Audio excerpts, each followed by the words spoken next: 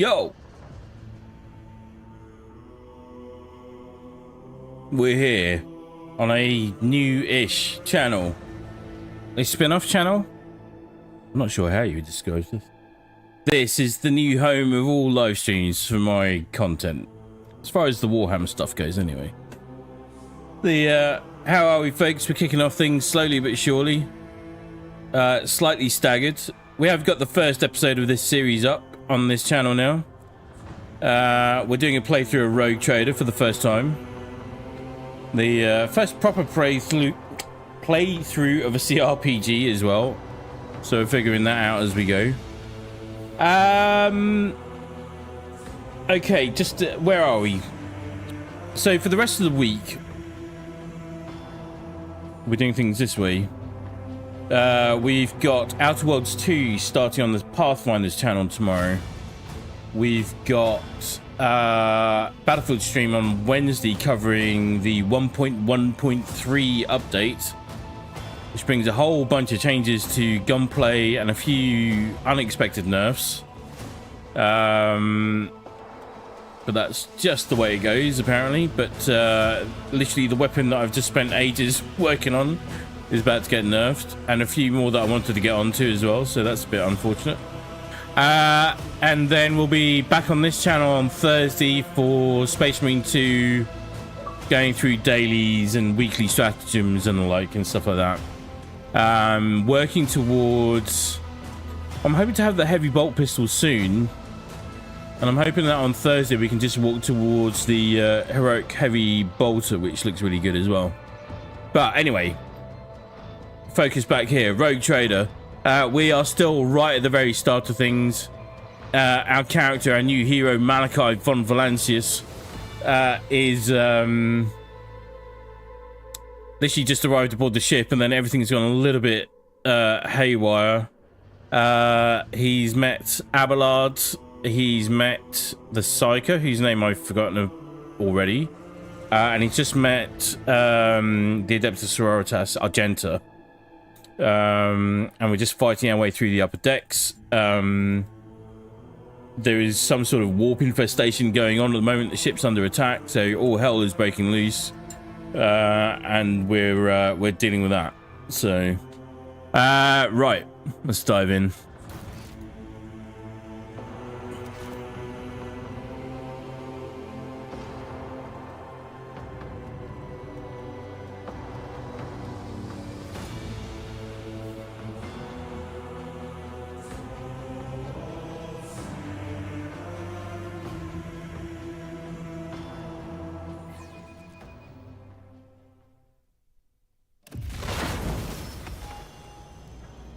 I've got to upgrade my characters.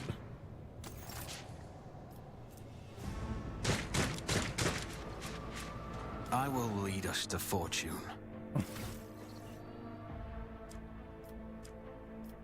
One ranks available. Select to view archetype details.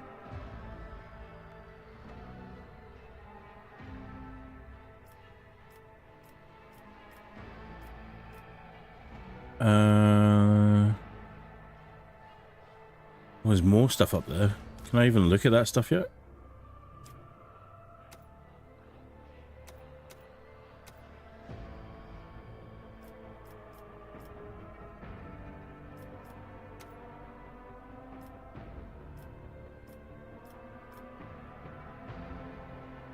Available common talents, brutal hunter, lifetime of scars.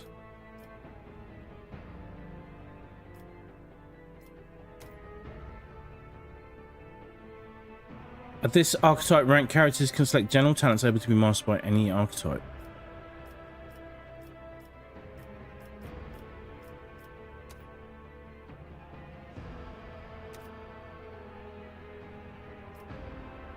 Okay.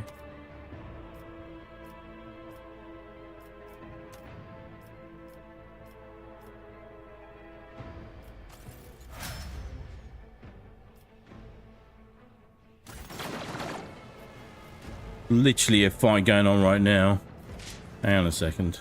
I know how to take. I'm at your service.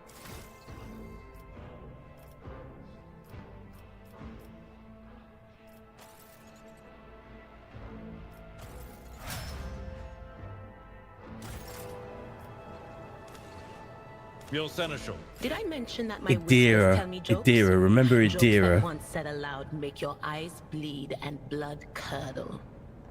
Talk about black comedy. Should I divine our next step?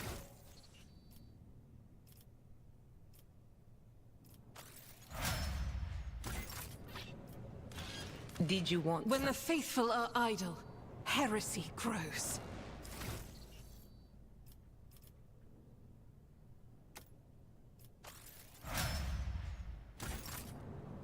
Alright, The all Emperor leveled sets up. my path. Did I? Look, Fate and fortune favor the bold.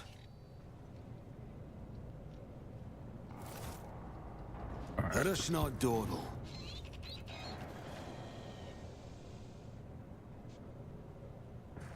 over there.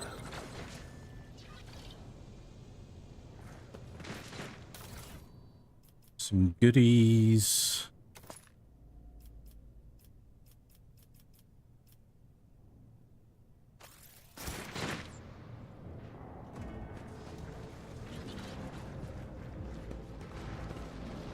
Am I going the right way? Goods in here.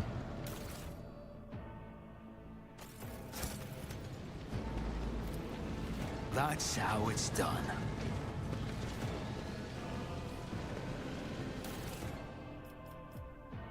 Helmet.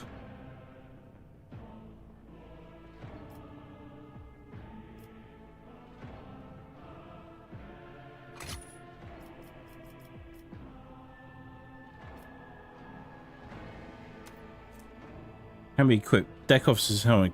Grants +5 armor.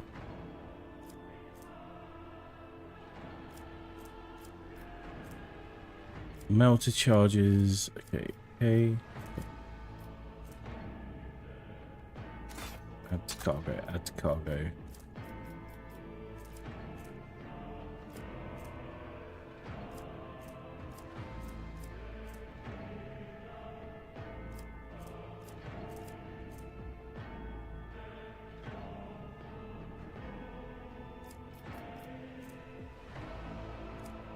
Alright, we'll just stay as we are.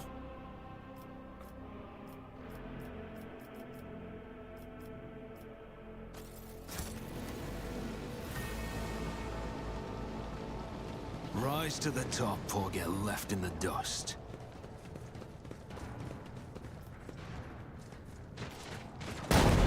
Whoa.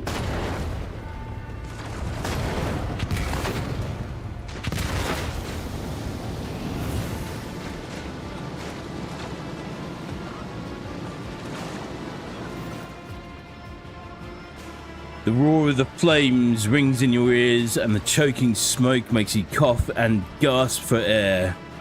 You instinctively recoil from the scorching heat, wiping your face. A moment later, a hazy silhouette forms in the raging wall of fire. You're surrounded by ear-splitting noise and screaming, yet you distinctly hear the sound of footsteps. And then you see the figure walk out of the fire toward you. It is Theodora von Valansis. Are you lost, my heir? Her expression is calm, terrifyingly so for someone whose body is engulfed in an inferno. One of her hands is resting on the hilt of her power sword, the other is raised in an inviting gesture. I think we've just lost her to the powers of the warp. An apparition. A sorceress. Apparition. Trickery of the warp.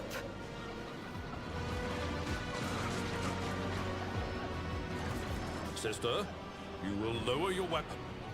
Threatening the Lord Captain is outrageous.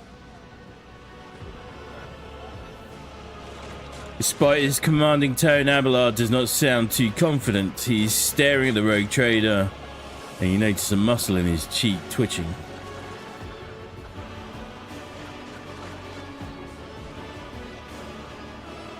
How did you get here? I am a rogue trader. I am wherever my will demands me to be. Would you prefer to be elsewhere at this time? In due inevitably. But are you ready? I can lead you out of these flames, show you a path, rid you of pain, and give you a weapon so that you may defeat your enemies. Decide. Theodora watches you without blinking. Her snake-like gaze almost makes you forget about the fire searing you, leaving burns on your skin. Your mouth begins to salivate. Each word Theodora speaks is like music to your ears. The entity that now dwells in the deepest recesses of your mind is pleading, begging, demanding that you give her an immediate answer. And that answer can be nothing other than acceptance. Do not listen to this abomination. If there is naught but his light in your heart, if you are resolute in your faith, then step into the flames. The Emperor protects. His faithful will not be deterred by either darkness or deceitful promises. Nor will the fire burn those who carry the torch of faith in their soul. Oh my god, we got a test of faith already? Oh my god, okay. To the void with you. We need to follow Lady Theodora before we suffocate in this furnace. The people! The survivors from the middle decks! We must help the crew! Lead them out! Find a way around! Abelard looks back at the coughing and confused people around you. Over the roaring flames, you hear distant sounds, frightened voices, screams, muffled and distorted as if there were a body of water between you and them.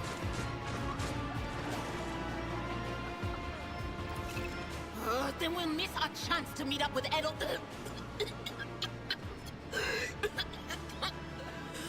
What are we waiting for?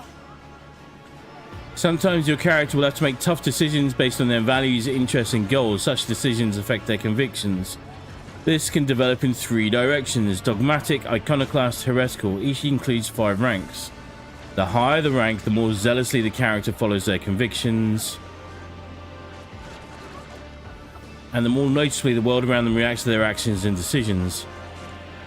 Promotion through the ranks of each of the 3 directions opens up access to new dialogue lines, events, unique abilities, and also changes the attitude of others towards your character. Also, some items can only be equipped by characters with certain convictions. When one of the conviction branches reaches rank 3 votary, it becomes the character's main focus. When that happens, the other 2 conviction branches cannot be raised above rank 2 adherent. Your character's allies have convictions of their own as well. Okay.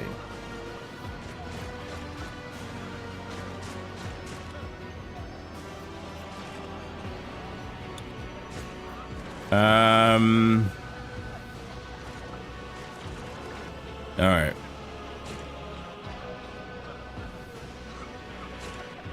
I will not leave my people in harm's way. You look away and the illusion breaks. The unbearable heat instantly makes your skin burn, and the voices of the people beyond the shadow's smoke grow stronger and hopeful. Once you and your companions rush back, barking orders and guiding the survivors, in your determination, you completely forget about Theodora, and when you turn your head, you see nothing but the bellowing fire. Iconoclast plus 15.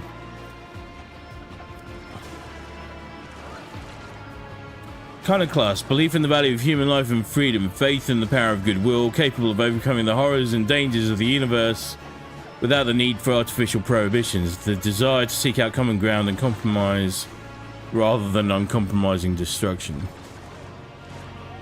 It's very me, but I'm not sure if it's very Warhammer, but alright.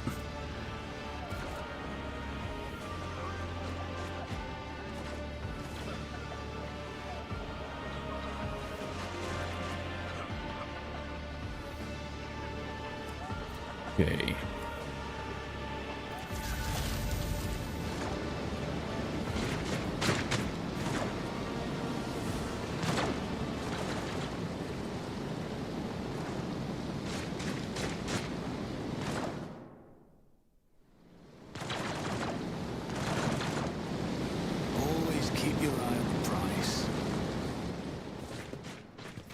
Where did she... it... go? The thing that was standing in front of us in the fire? I could have sworn.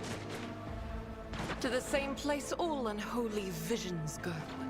Do you want to follow it, witch?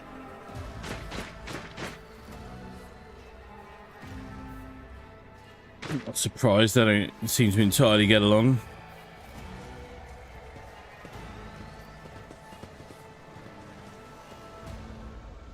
The Emperor favors me today.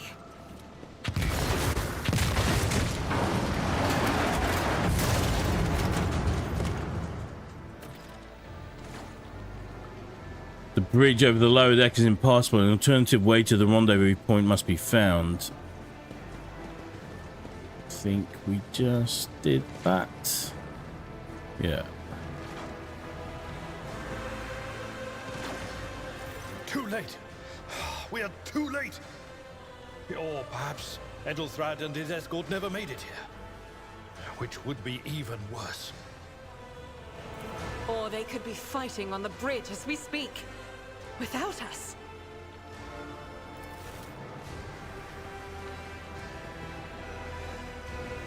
My lord, I beg your pardon for interrupting. The people are asking for orders. You came back to save us. So now we will follow you through thick and thin. There we go. To the bridge. If Edelthrad is there, then he requires immediate assistance. I say there is one thing that I find most troubling. The Lord Captain's Voxcasts. They are still coming in, even though it would make sense for Lady Theodora to be on the bridge right now, at the head of the counter-assault. I feel uneasy. What if the Lord Captain is besieged in her own chambers? With your permission, I suggest that we confirm for ourselves that she is not. We can use the same elevator that Lady Theodora and Mort headed for earlier.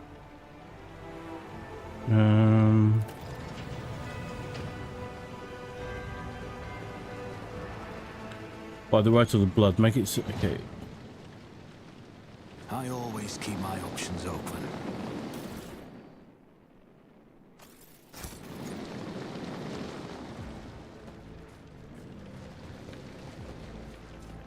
Let's go find this lift. Is it this one?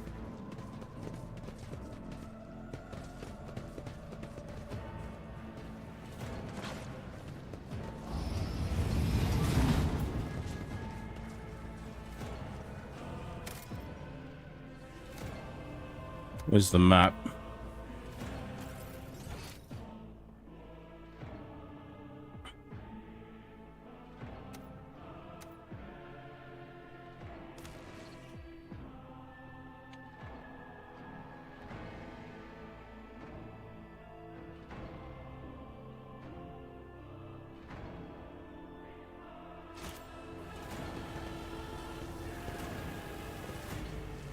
I think it was this way. This could be an opportunity.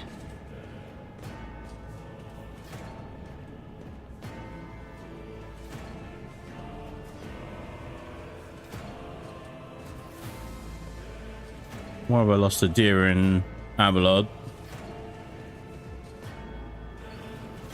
This ocular implant was a worthwhile investment.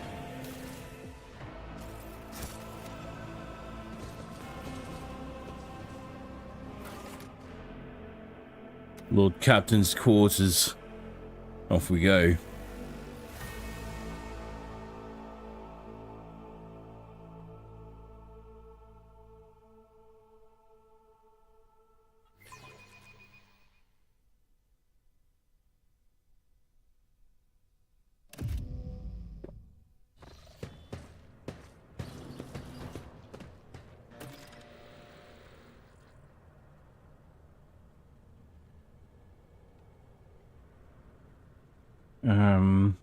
Okay, I think now we just need to find her.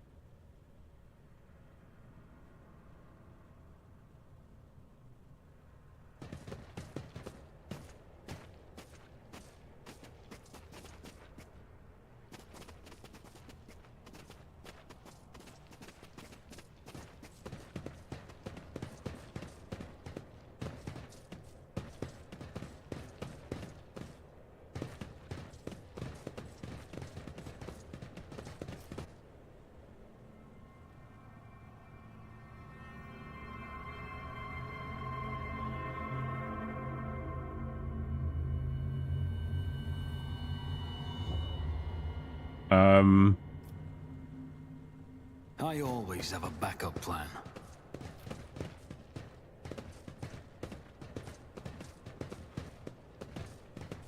It's not good.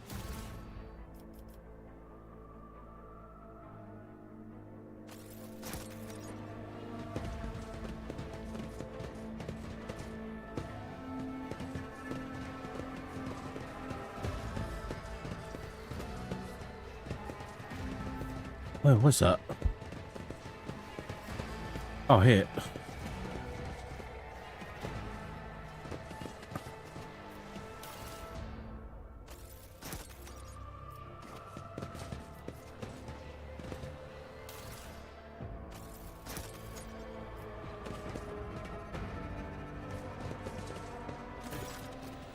Oh, she's dead. She's very dead. Not even vaguely might still be alive, but she's just dead. Theodora von Phalancis's body is sprawled on a large blood-drenched desk. The arch-militant's corpse, still clutching a weapon, is slumped against one of the bulkheads. Emperor, accept thy faithful souls.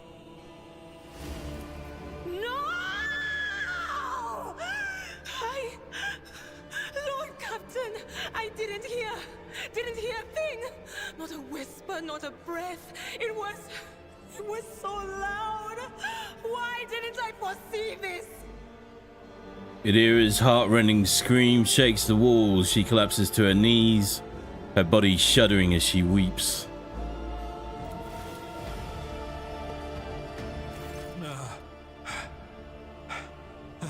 Lord Captain, who would even dare? Unless that rat, Voidsphere.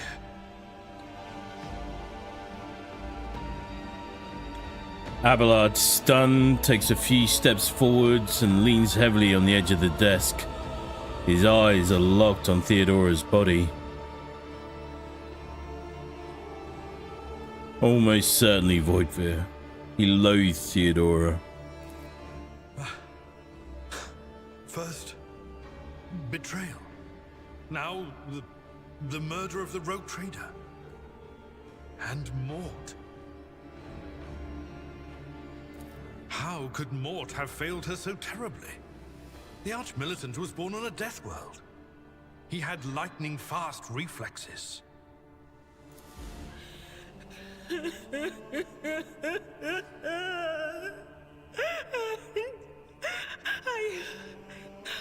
I can look at things in my own way. If you find something that might bear the imprint of the killer, just give it to me, and I'll try to see what secrets it holds.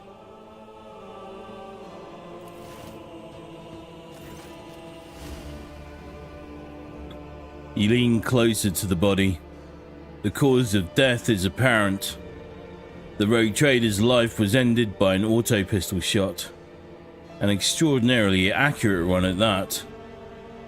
Theodora's face bears an expression of surprise. The last emotion she experienced in life. Something on the floor catches your eye. A heap of blood-spattered parchments and scrolls that must have fallen off the desk. As you lean down for a closer look, you notice something else. Small shards of glass scattered on the floor.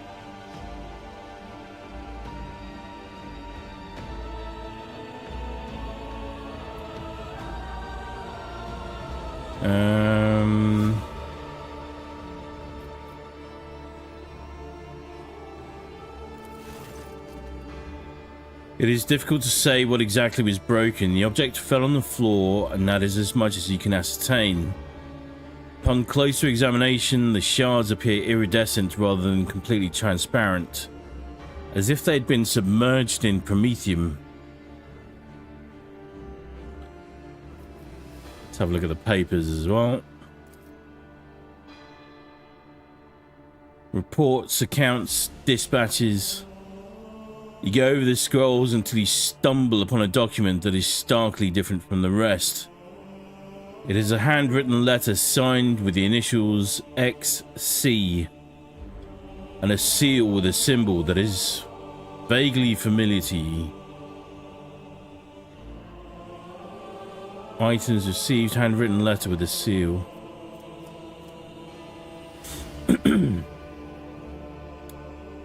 Esteemed Theodora, a change in circumstances has demanded your immediate assistance in our mutual cause.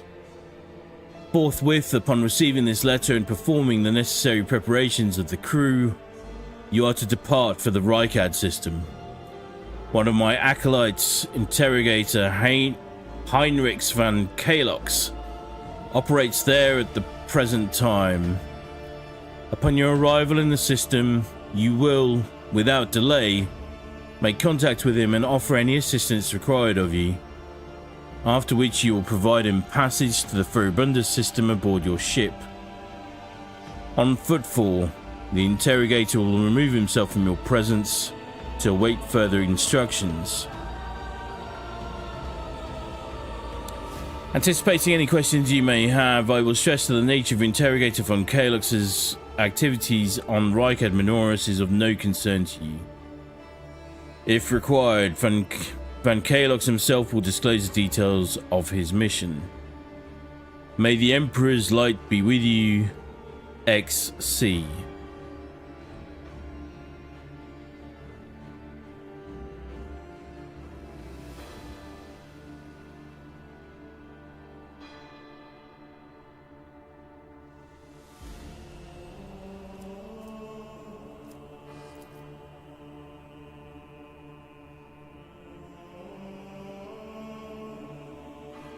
The author of this letter, addressed to Theodora van Valancius, signed it with the seal of one of the Holy Ordos of the Emperor's Inquisition, the secret police of the Imperium that relentlessly hunts heretics, Xenos, and other enemies of humanity.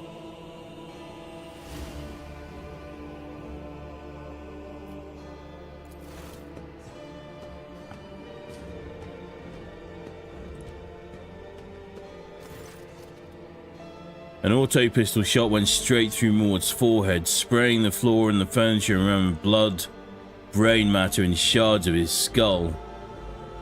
The safety on the Archmilitant's weapon is off. The killer must have been a split second quicker than he.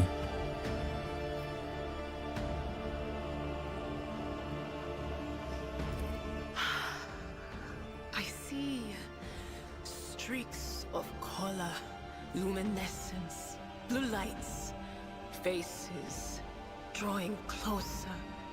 Lady Theodora and Conrad and what is that? Ah!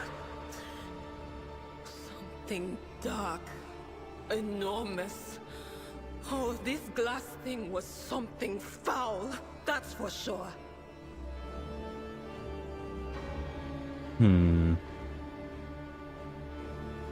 Tainted witchcraft.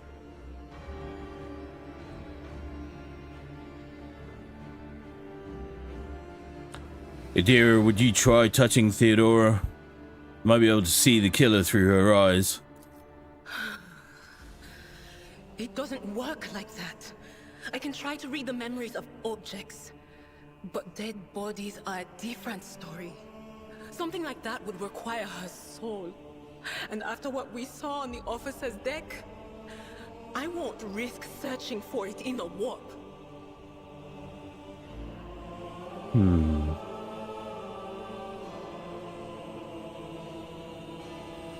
My guess is the interrogator did it. But what they were doing with the Inquisition, who knows? Alright. We'd best be on our way. Yes, the crucible of battle calls to me once more. No, wait! We must see if we can find anything. Idira, you can't bring her back. Let her go.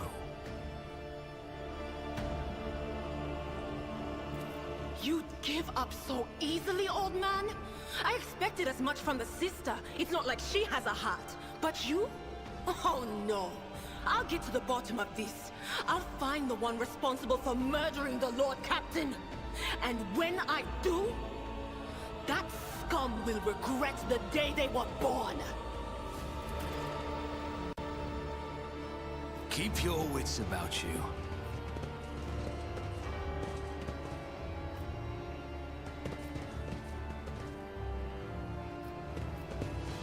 Let's have a little look around and see what else we can see here.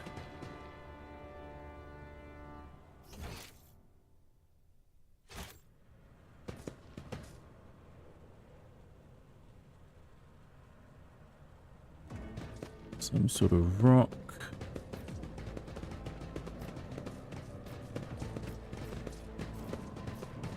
Oh. Nothing in the bookcase.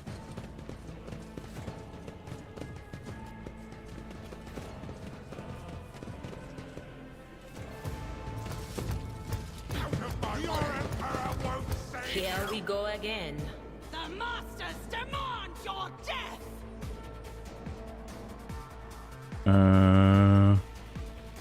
Who am I moving here?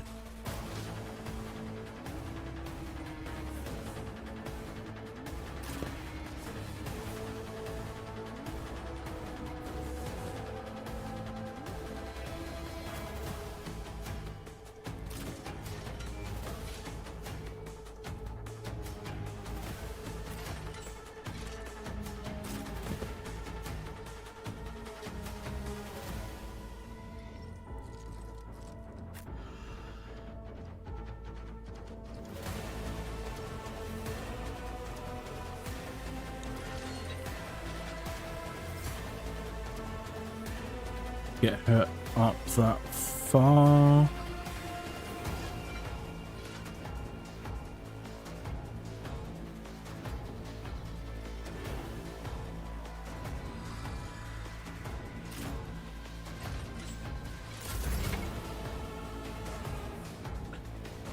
Armor protects the character from incoming damage. Light and medium armor types are both available to you at the moment. The armor stat indicates what percent of incoming damage.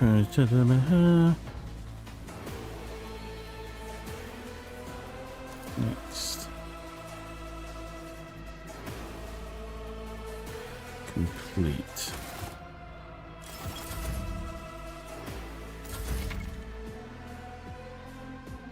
You will encounter enemies with various abilities and features. An icon next to an enemy's portrait indicates that they are under the influence of some kind of effect. Press left stick to activate the initiative panel on the left. Then select an enemy using...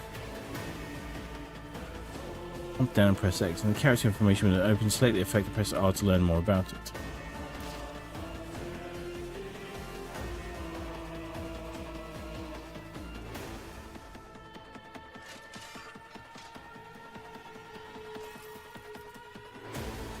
Combat servitor. I didn't even know you could get combat servitors.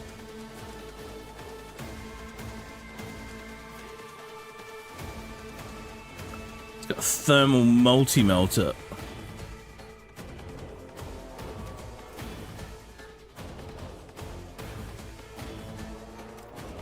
Okay. This could be...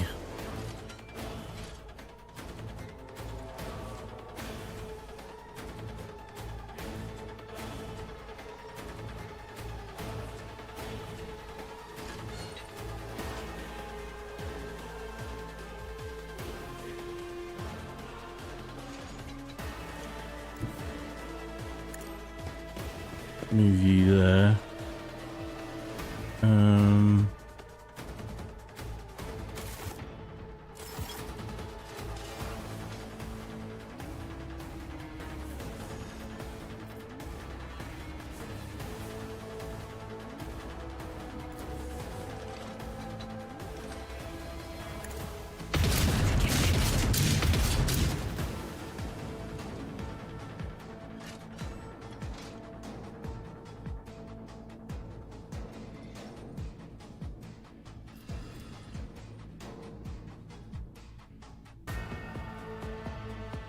I'll do it.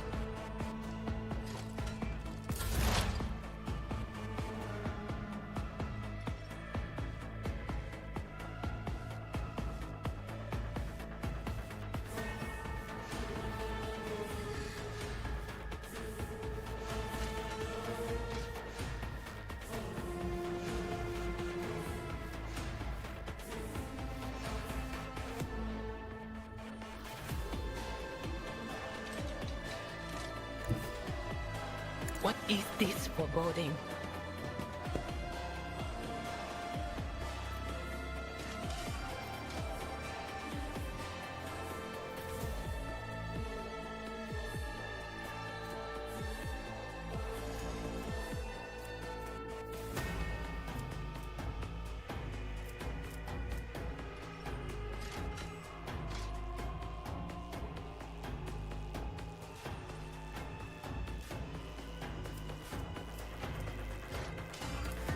Will do.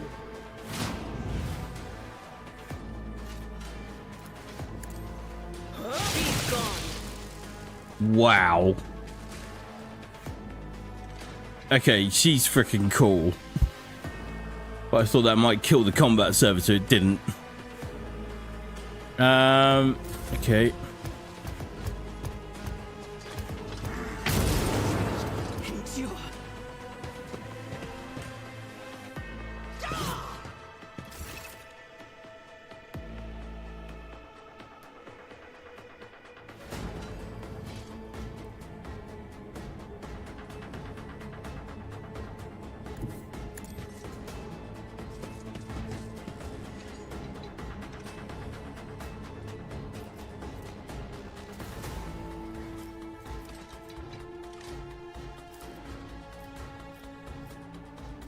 I'd rather not.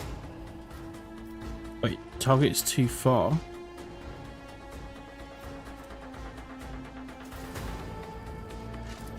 That's not the Seneschal's job. Oh, damn.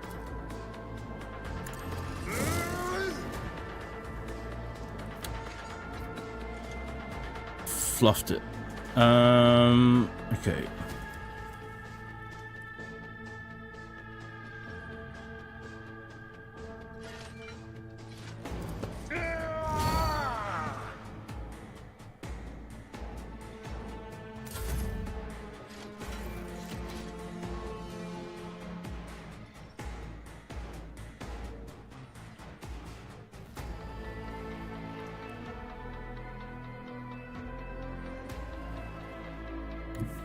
Don't let your guard down.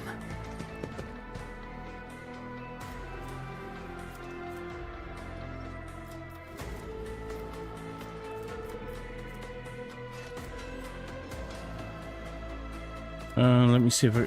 Hang on, I can't see if I can use this.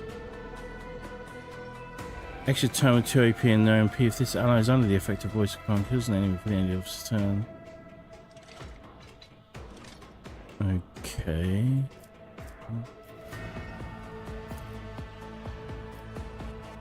I'll see to it you never stood a chance. Right, combat servitor is down, so that's good.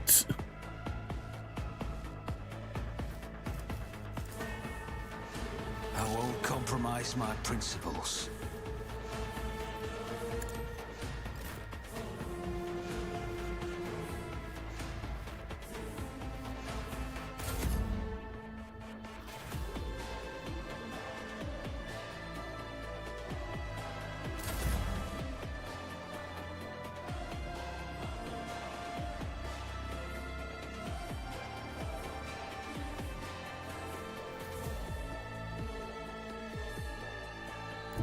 I will bathe this battlefield in righteous fury.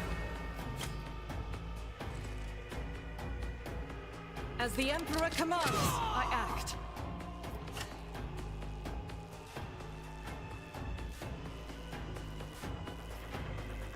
Wait, why didn't I...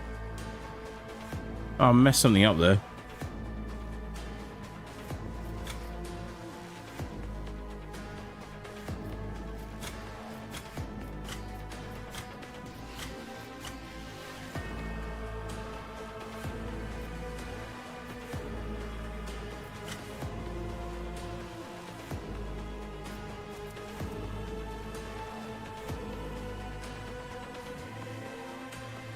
Doubt is for the weak.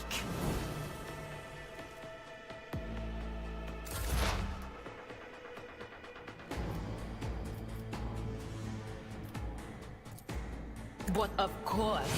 What an unfortunate turn of fate. Rise to the top or get left in the dust.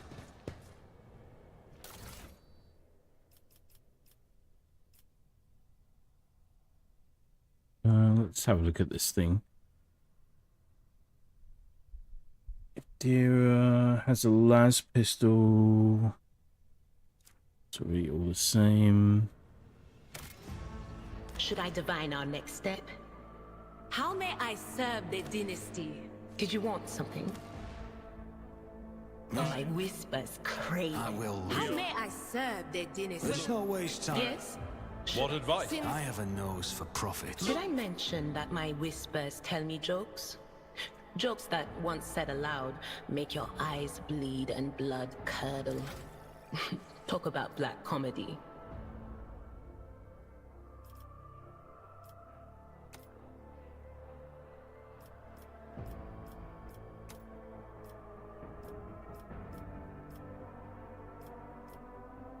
Wait, why can't I level up? I know how to take risks.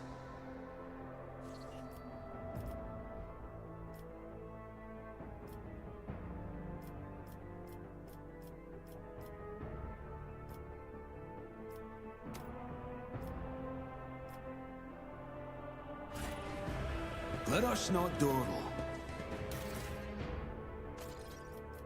What is this thing?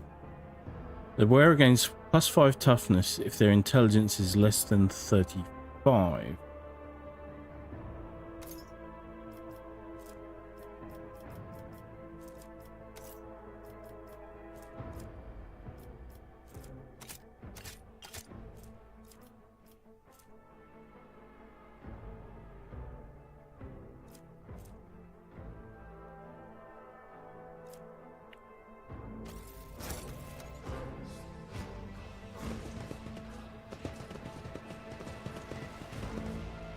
Alright, hang on, let me try and figure out how to, I will lead us to fortune.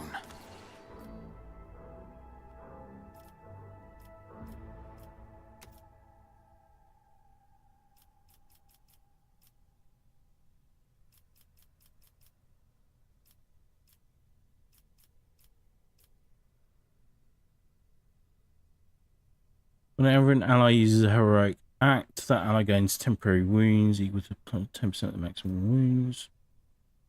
Range of the officer's abilities is increased by +3.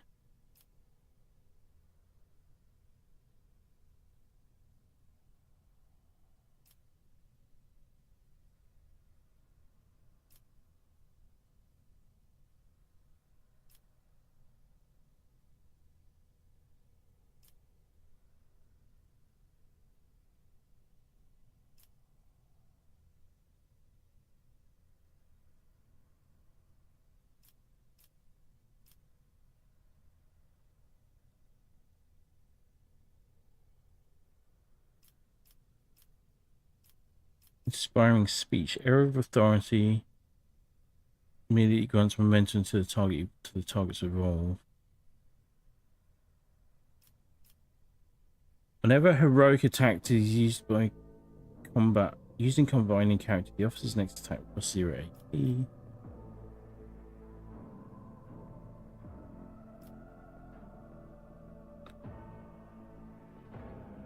Lasting impression. Half of the bonus granted by voice of command remains until the end of combat. This bonus does not stack with itself or with bonuses granted by voice of command. But it does count as an officer ability effect for the purposes of other talent effects. Note, the affected ally does not count as having the voice of command effect. They only gain bonuses to their characteristic.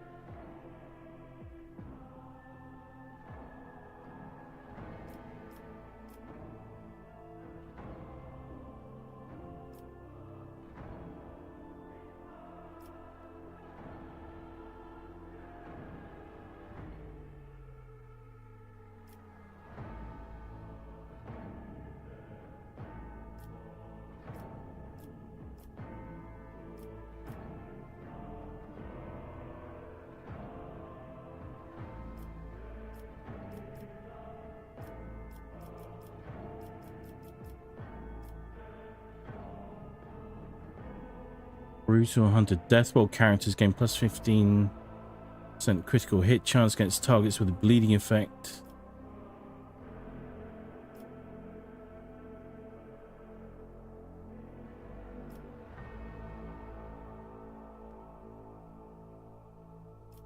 Every injury increases death of characters. Ability more power rolls 5. Every trauma counts as 3 injuries.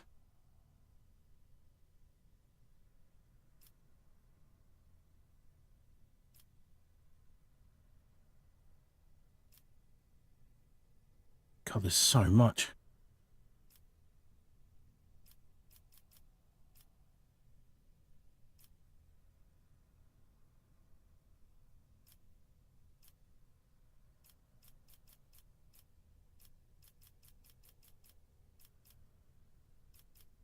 Bolter weapon proficiency.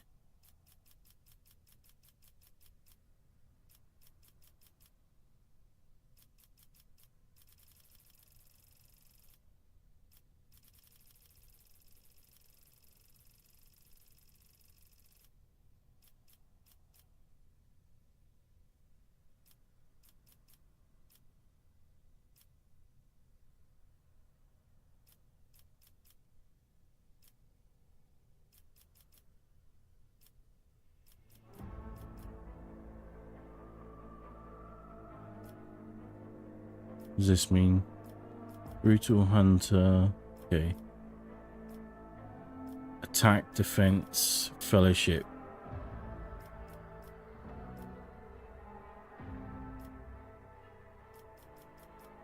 Okay. Let me see here.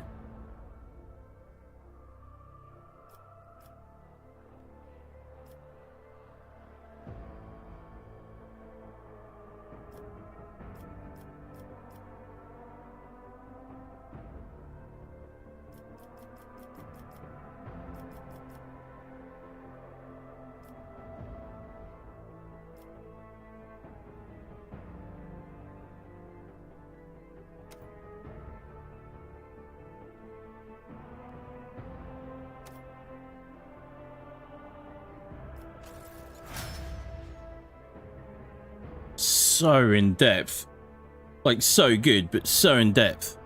Okay, that was one.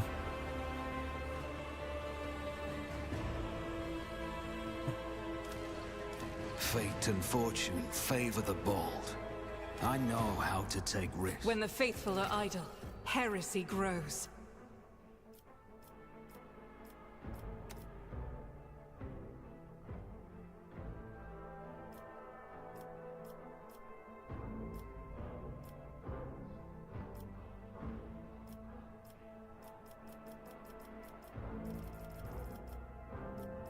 Cleansing faith.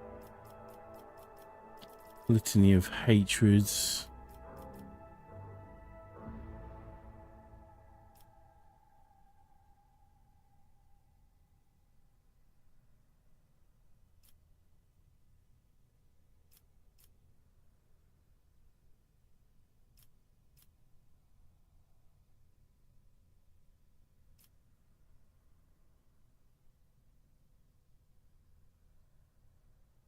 First hit of each. God, that's pretty good. All the soldiers' area attacks gain plus 17% armor penetration and ignore 2 deflection when used against enemies in the 3-cell radius around the soldier.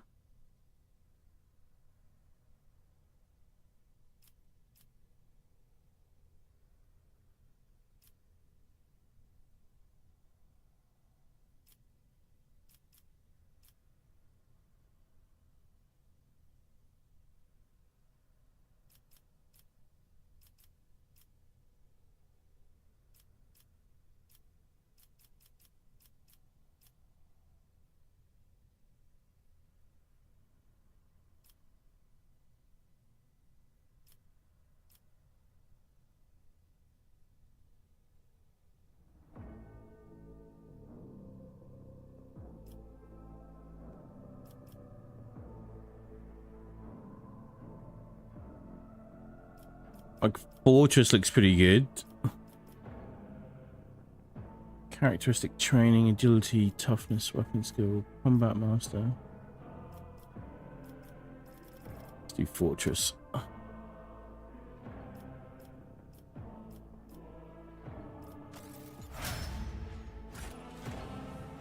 I'm restless. How may I serve the dynasty?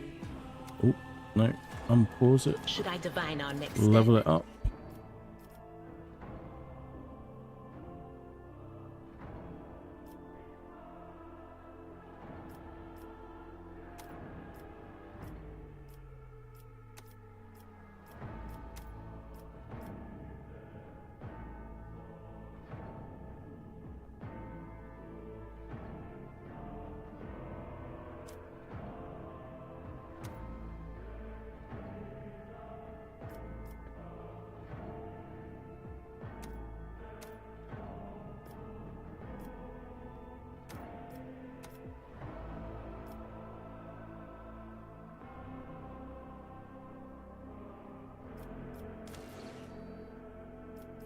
Fresh target.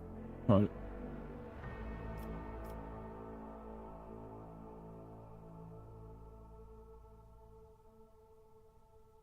The operative attacks a target affected by an exploit from a distance of 11 cells or further. That attack does plus 15% damage. Are we really going to get into those sort of distances though? While the operative's perception bonus is 10 or higher, they gain plus 1 AP and ignore enemies' deflection.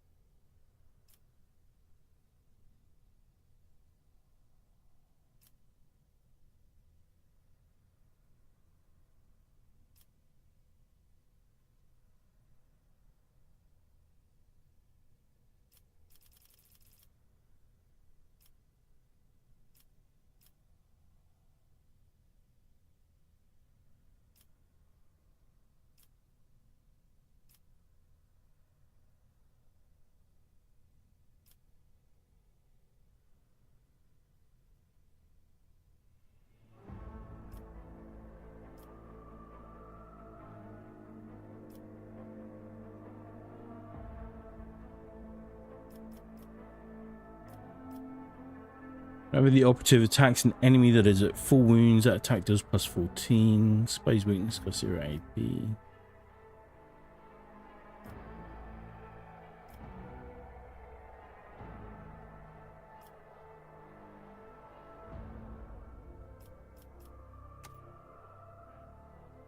Do that one.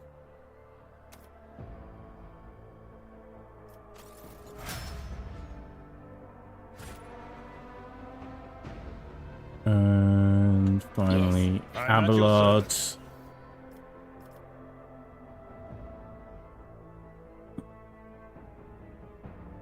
Daring Breach. Warrior immediately restores all action points and movement points against plus 3 movement points to the end of the turn. They do not lose movement points after performing attacks. The warrior has no limit on melee weapon attacks this turn. Okay.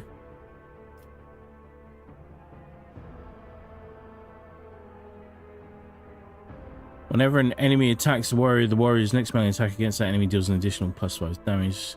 Does not stack, but can be reactivated after another attack made by either the same enemy or a different one. Okay, that's pretty good.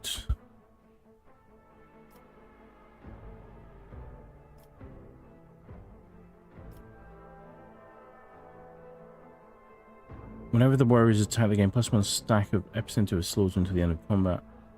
At the start of their turn, the warrior gains plus 1 temporary wound for each stack. These temporary wounds cannot exceed 5. The warrior gains plus 1 damage deflection. Do this one.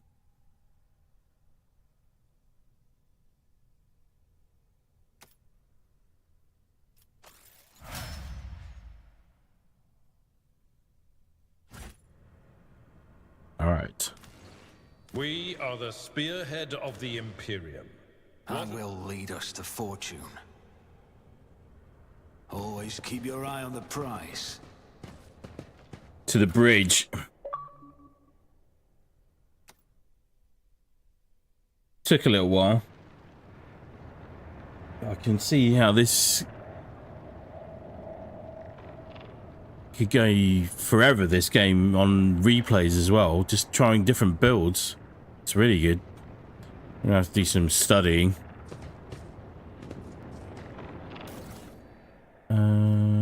What is this? Reinforced thermoplates plus 10%. 10% of armor kit cargo. Okay, cool. This does not look good. There's warp traces everywhere. Holy crap. The second sacrifice draws its gaze.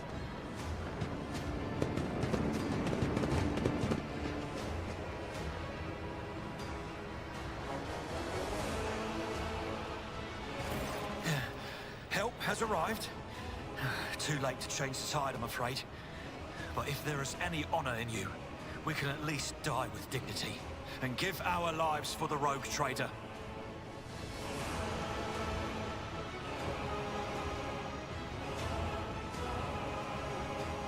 Edelthrad, who is clutching a bleeding wound on his chest, gives you a tormented look.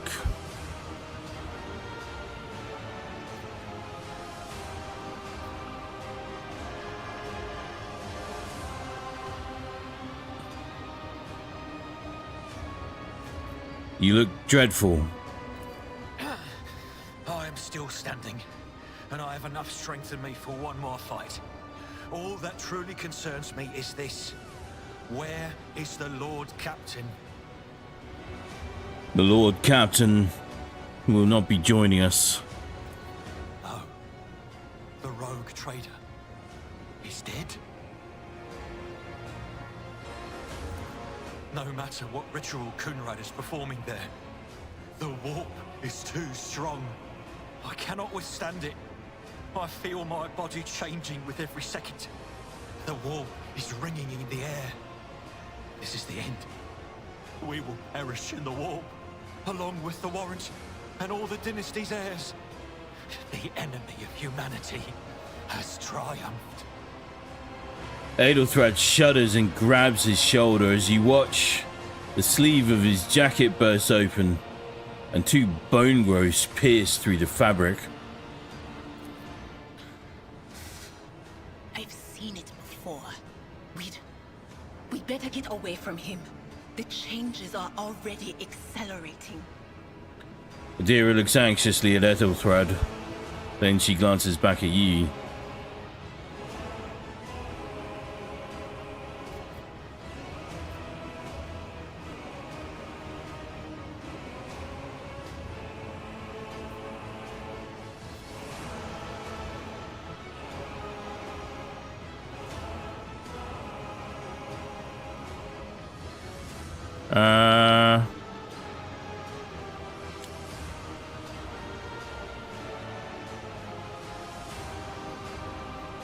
Let's go with the plan.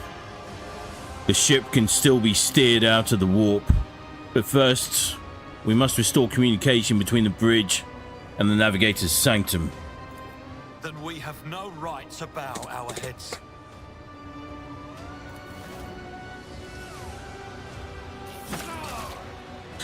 Let's deal with Kunrad.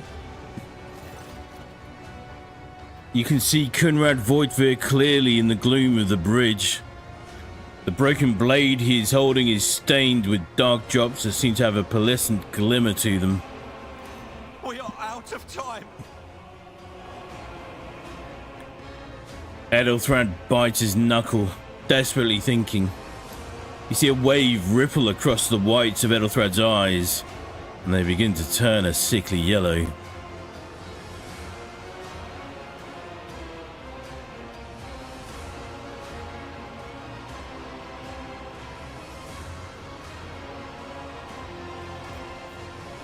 Ready your weapons.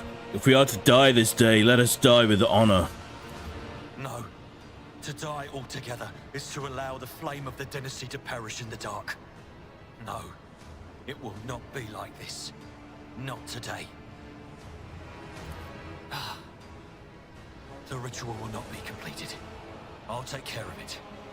And you, see to it that the void ship breaks free from the warp. Watch over our realm. And farewell. Ethelred lowers his head. Then he sighs and locks eyes with you. His gaze cold, haughty, and fanatical. Accursed traitor! A time will come when you will bleed for her ladyship Theodora's murder. Remember my words, for they are the vow of he who marches toward his death. What? Theodora is dead? No, that can't be. Not now. I still haven't. Which means it's probably the interrogator. Your ritual won't be finished, heretic!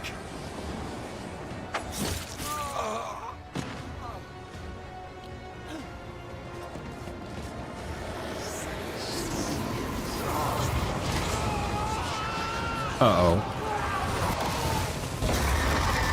Oh, God.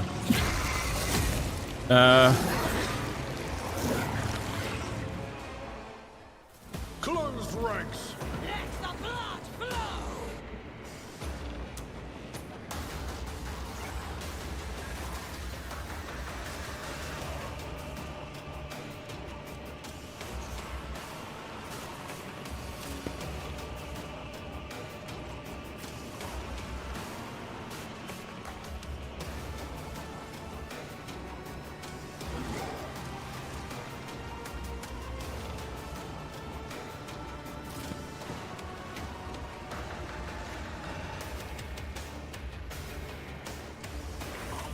Um,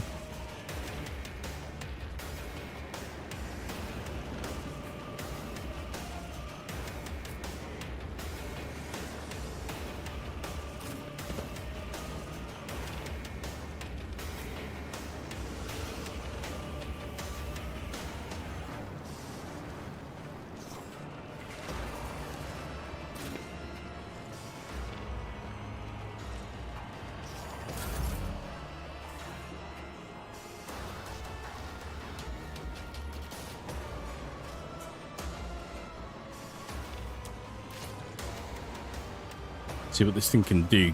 Oh, it's Chaos Spawn. Of course it is. Bane of my life everywhere they go.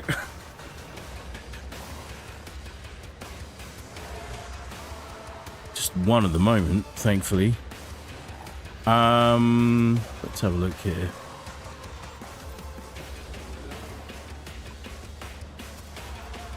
%75% armor. Holy shit. Weapon skill, ballistic skill.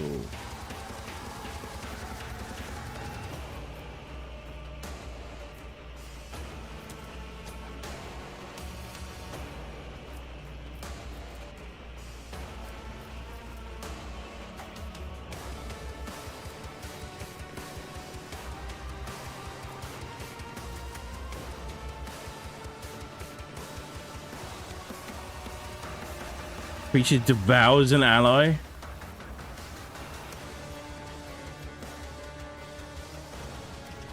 Creates a 3x3 toxic zone.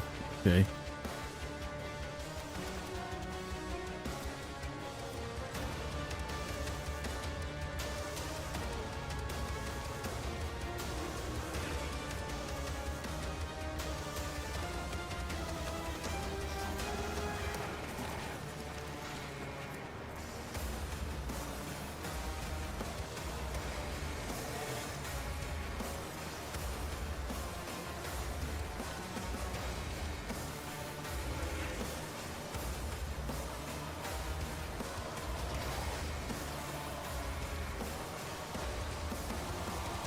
Who if not me?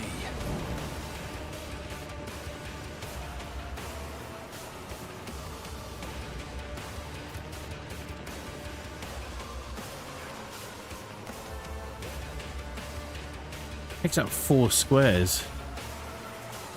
I love seeing how. Okay.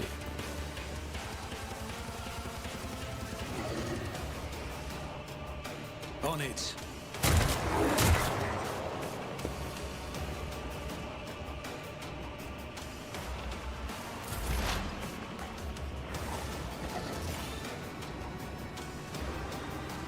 Oh, it's Adira's turn. Okay. Bum.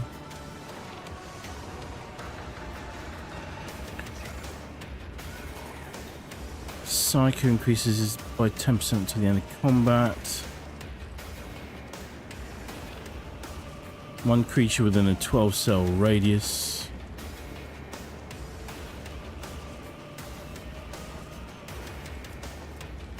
Expose weakness.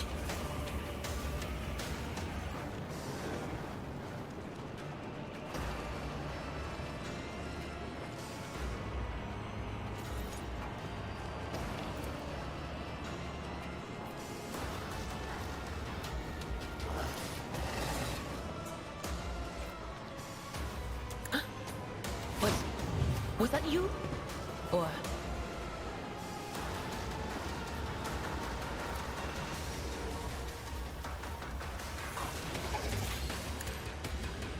Be gone.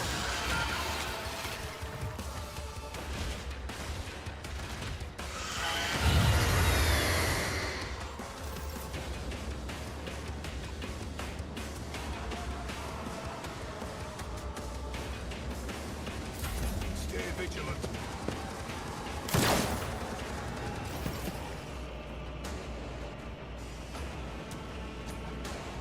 Does this technically count as line of sight? I hope it does.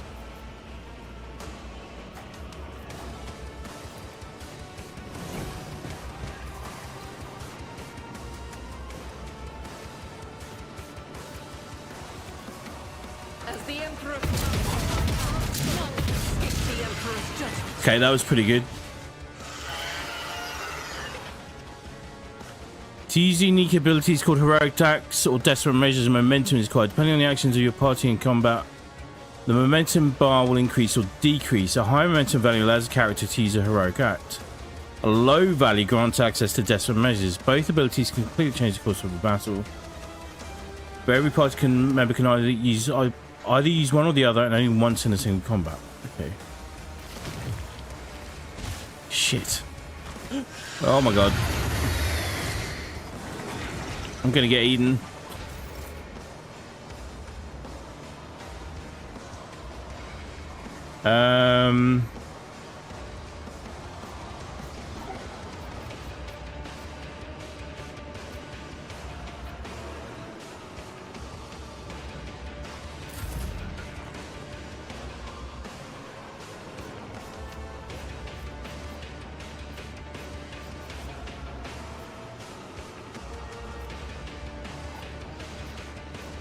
For von Valentius!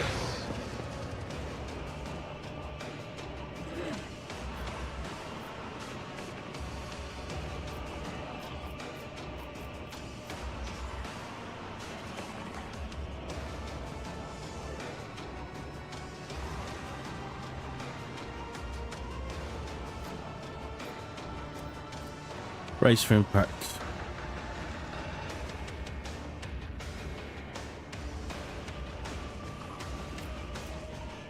Warrior moves in a straight line, launches a melee attack against any target in the warrior's path.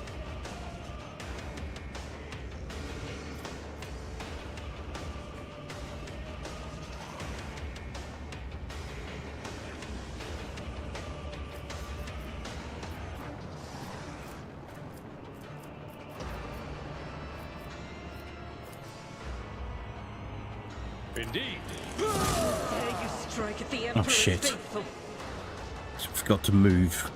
The minor detail, but I forgot to move. God damn it. Follow my lead.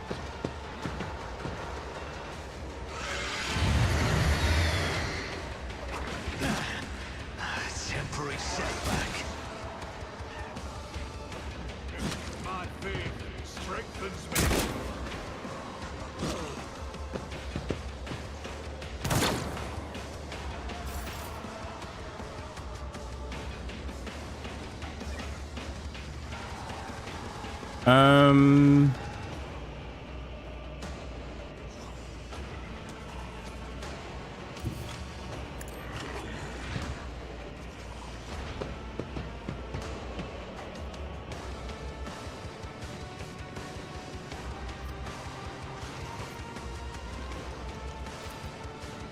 I'll see to it first.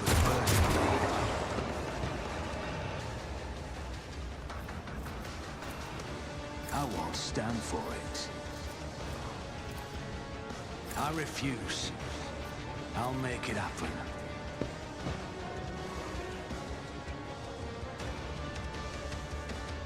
Main character here is in a little bit of trouble.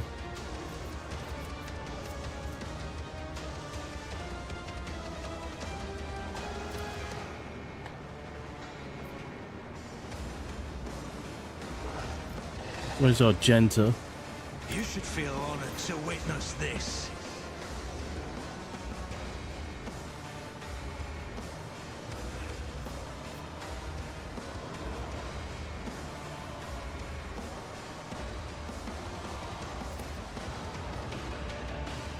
Faith without deeds is Oh wait, friendly fire is on? Okay. Shit.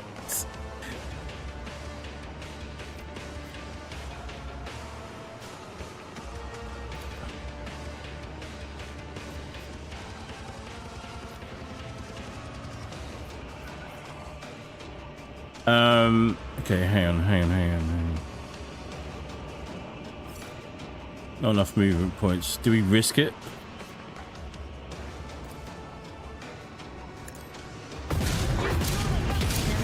Oh, thank God.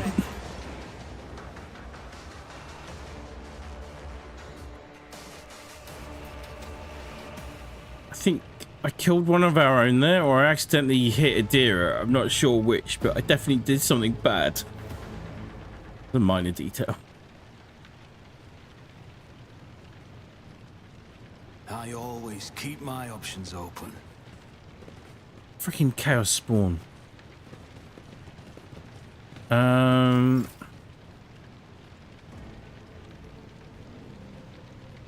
Okay. sins hidden in the heart. I have a nose for profit and the taste for adventure.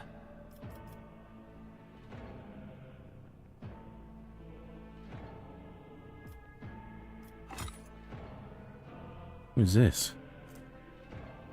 Blade made from mysterious metal that shimmers with unnatural colors. Requires iconoclast to follow. Each heroic act used in battle increases the wearer's dodge by plus 20% till the end of combat, max. Inventory.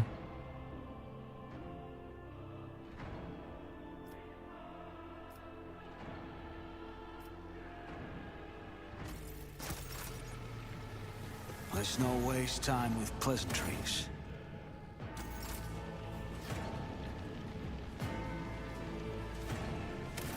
Wait, hang on. Hang on. Fate and fortune favor the bold.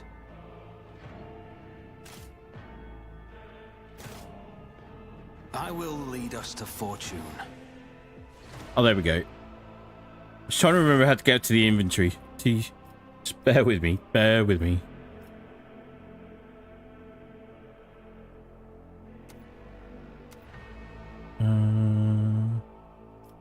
Context menu. I think I can equip that. Don't think I can equip that. Can equip that.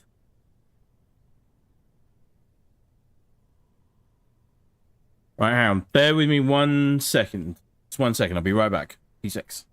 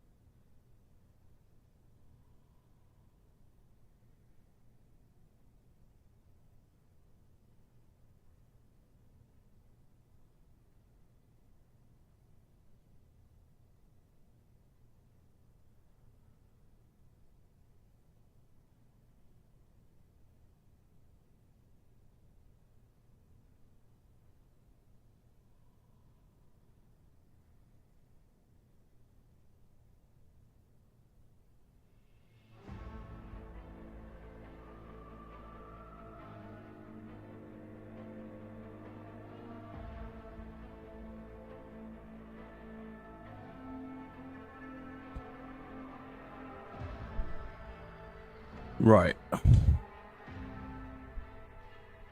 Oh, I don't have a cape, so I can't compare it to anything. Okay. Let's equip. You can actually wear it. That's so freaking cool. Context menu. Info.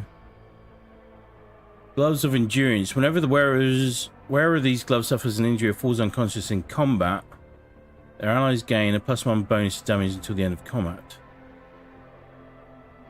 Prerequisites. Must not have features. So must not be using Adeptus Astartes equipment. Okay.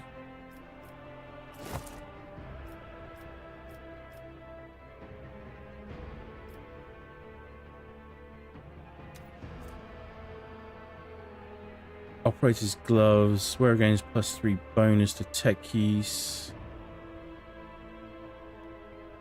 Yeah, no, leave that there. The wearer gains +5 toughness if their intelligence is less than 35. It's not. Leave that to someone else. That's the letter that we got earlier.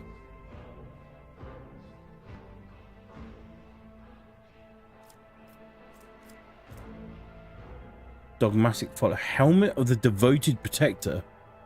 This helmet grants its wearer immunity to enemy critical hits for the first 3 rounds of combat.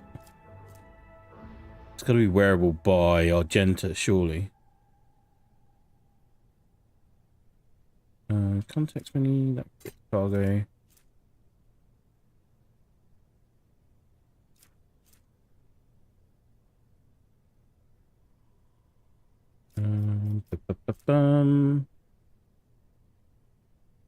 Theodora's Rosary. The wearer of this amulet gains a +10 bonus to commerce and law. Imperium. Hell yeah. Okay.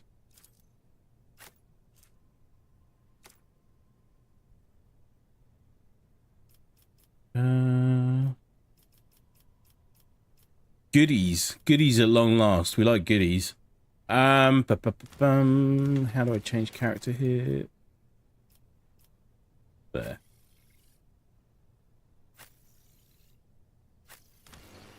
Oh, hang on. God, I wish this would work on mouse and key.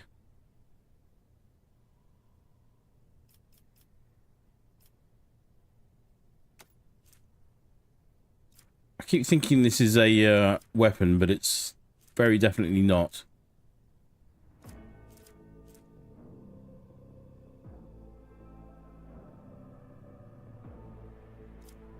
Does she need a bonus to tech use? I don't think she does.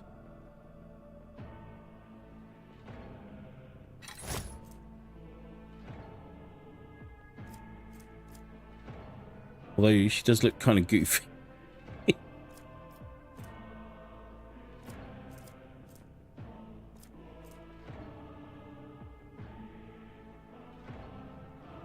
Don't need that. I think this I can just... Oh, I can't do anything with that. It's got to be a part of something else.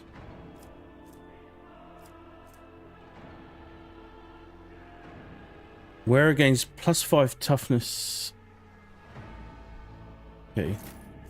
That she can wear. Let me just check outfit settings. Show helmet off. There we go. That's much better.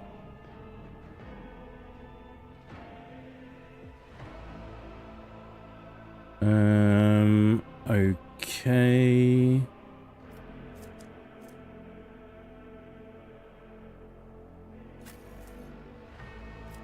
Dear.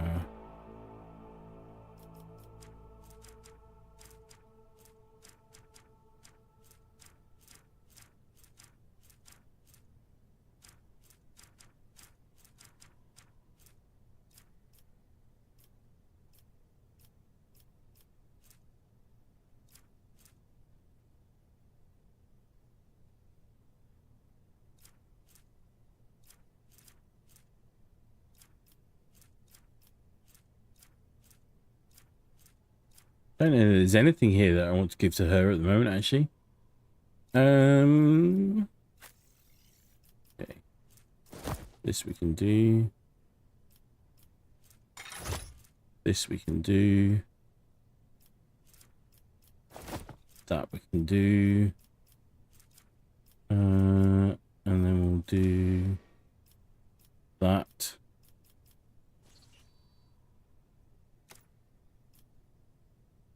Everything else can stay as is.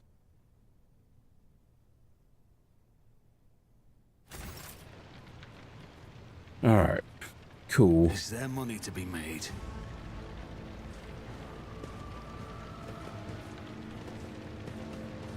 The heir is dead. He sacrificed himself to save the entire dynasty. A noble deed. Let the crew offer prayers for the hero who renounced his impure life in the name of humanity. Heinrich Montag.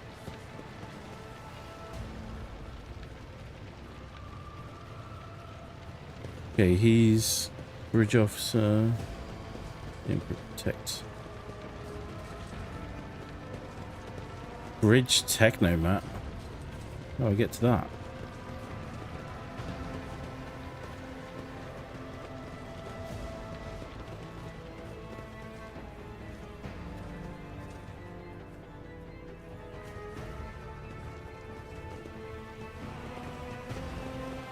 I always have a backup plan. Just looking around at the moment.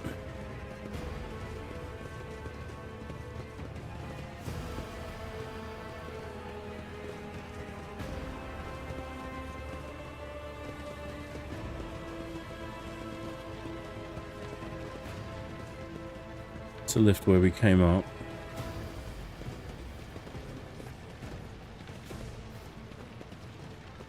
Can't get over there at all. Rivor, Master Helmsman, systems status report. By the Emperor, it's the Seneschal, living and breathing. Well, there's a tricky question. The old place is so overgrown with foul wickedry, we'll be scrubbing it off the vid screens for throne knows how long.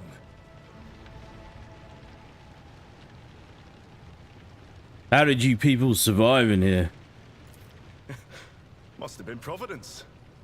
It better have been the Emperor's, not someone else's. When they barged in here, the ones with the Master of Whispers, some officers charged them, but it wasn't even a fight. I grabbed whoever I could and dragged them behind the cogitators. Then, I prayed for our rescue. We need to re-establish contact with the Navigator's Sanctum. It is our only chance of escaping from the warp. Your words seem to knock the officers out of their stupor, and the air around you fills with voices and commands being issued. You hear someone sobbing, one of the survivors buckling under the stress. Abelard... of course he does. Abelard cuffs the crying officer without even looking. Restore the Fox channel to the Navigator's Sanctum. Ready the crew. Prepare for translation to real space. You may call me superstitious, but translation is not a good time to disregard rules. You are the only one who speaks for House von Valancius. You may not be the Lord Captain, but you, more than anyone else, deserve to take her place in the ritual that is about to commence. He directs your attention upward to the throne that sits at the apex of the tall staircase.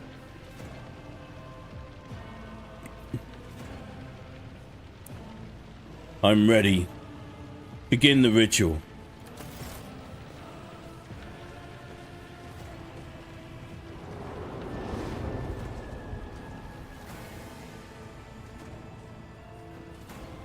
Oh, how cool is that?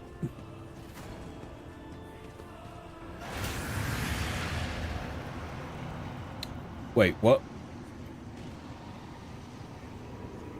The image before you is hazy, swaying in sorcerous currents invisible to mortal eyes, as if whatever is beneath this this thin shell is constantly changing while still remaining the same.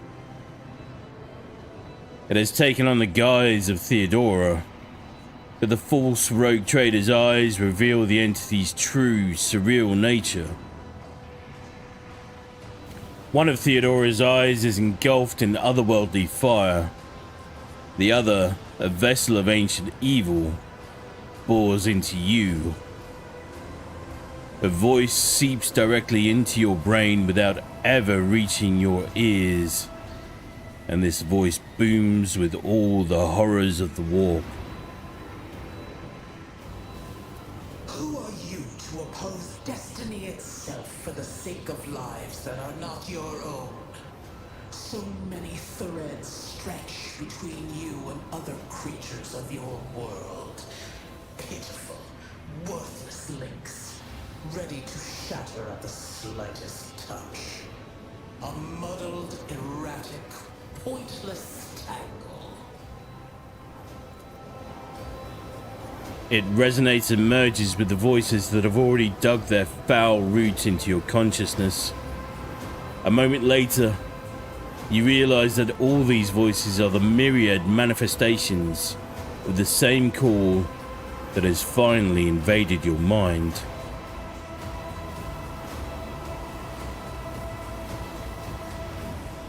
I am saving my people. Do your worst, but you cannot stop me.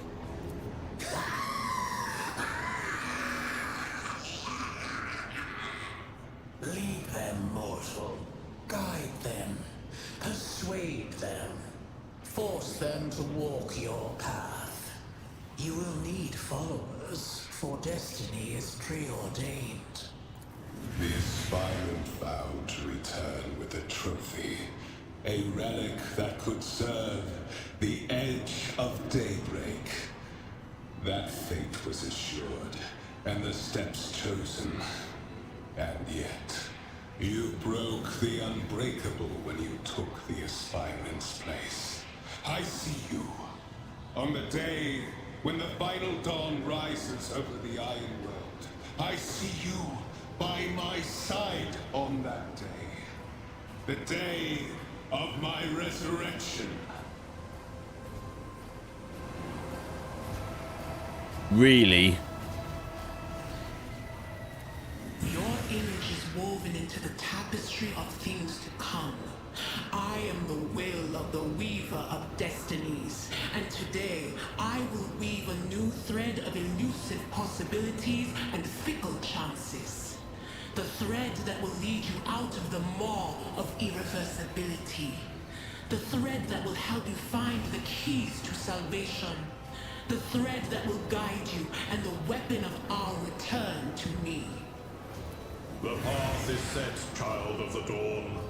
The thread is woven. Follow it, servant of mine. Cavalcade of hazy glimpses of a future yet unknown passes before your eyes.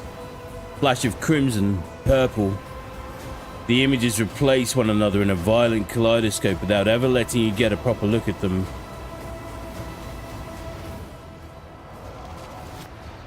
Seneschal, the Navigator's sanctum is silent. The Vox signal is stable, which means...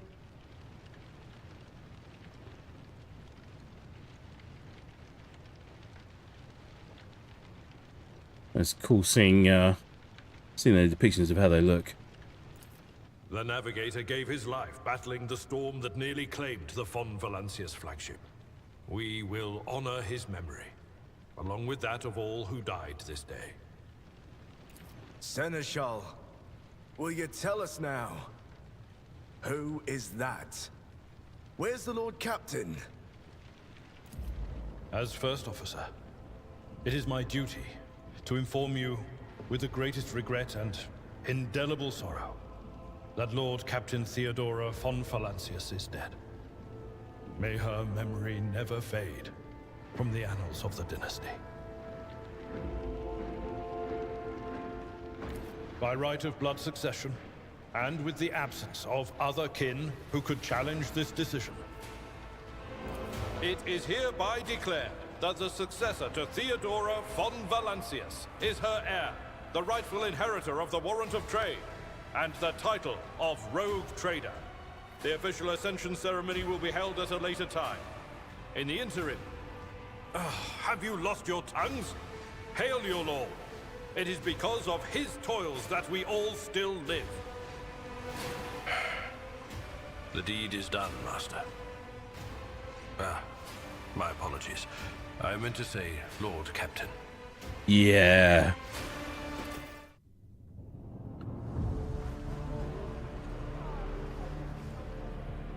The treachery of the Master of Whispers was fruitless, but victory came at a great cost. Lord Captain Theodora von Valancius perished along with her heir, Edelthrad, and thousands of crew members.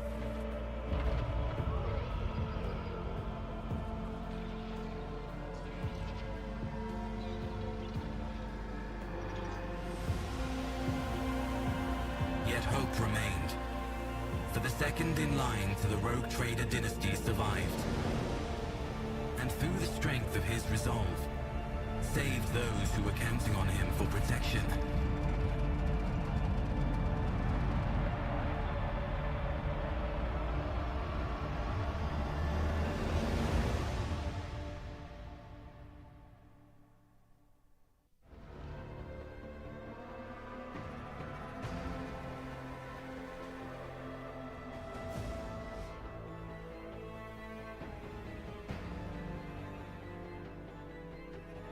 I don't remember what I named my ship.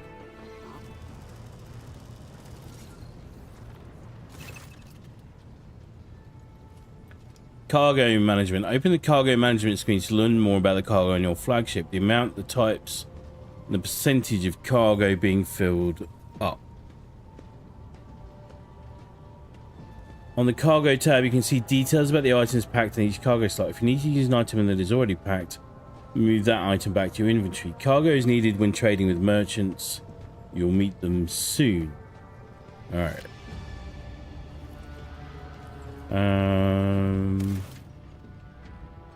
Right. Alright. Where are we with Abelard here? Deep shadows of wariness can be seen on Abelard's face. Though the old officer's eyes are keen, they rake over you from head to toe. He frowns, mutters something, and nods to himself.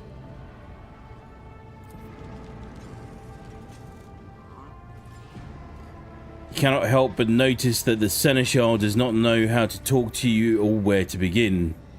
His hesitation brings an involuntary smirk to your face, as though someone else entirely is gloating at the old officer's confusion. Seeing your smile, Abelard pulls himself together.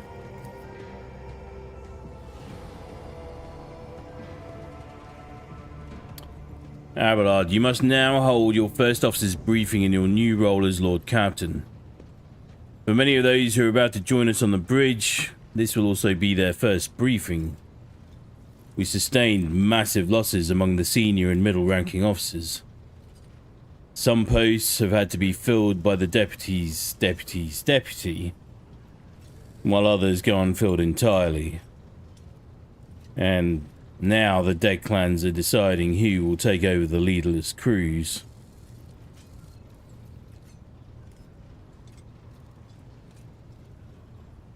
Let's have a look and see what we've got here.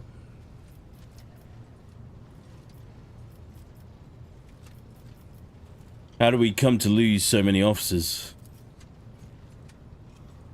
It appears the heretics were deliberately targeting the vessel's command. They knew exactly whom they were looking for and where they could be found, which is unsurprising, given that their informant on board was our own Master of Whispers.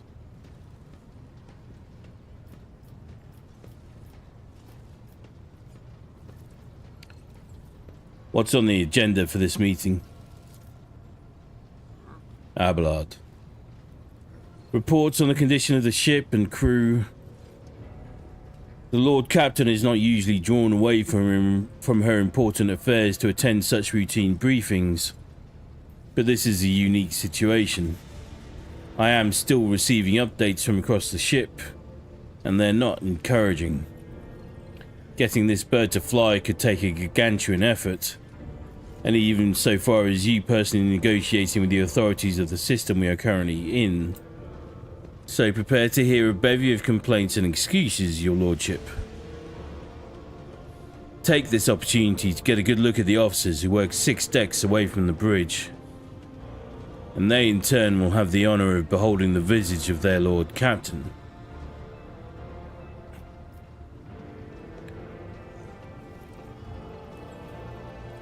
Have you succeeded in tracking down Voidfear? Abelard grits his teeth. No, Lord Captain. In all the commotion, his trail went cold. Our people are still on the hunt for him and any mutineers who may still be skulking in the ship's many corridors. But, frankly, I would not be surprised to hear that we are now 1 shuttle short. I'm afraid that it will be some time before he answers for all that he has wrought.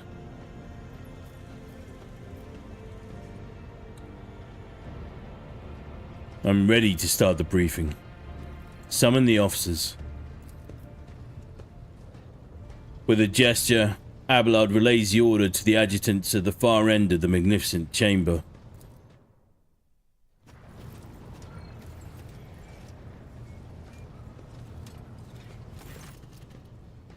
A dozen pairs of eyes bore into you, the expressions revealing restraint, joy, curiosity, and wariness.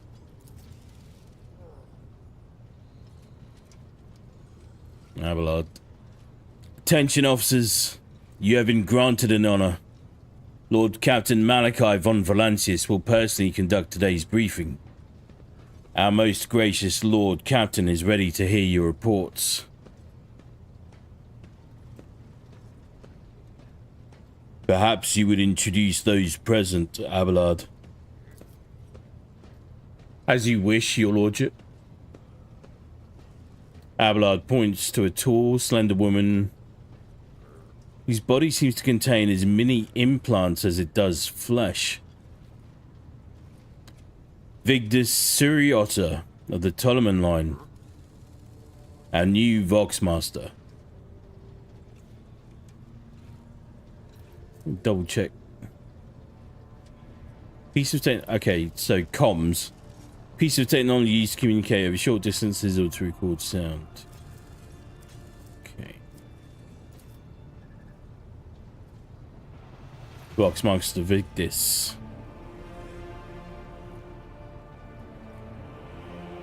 It is an honor to serve your lordship. Aboard this vessel, you have at your command thousands of crew members and hundreds of officers and section chiefs. I am responsible for receiving, processing, and sending all communications between you and them, as well as external sources. I am your eyes and mouth, Lord Captain.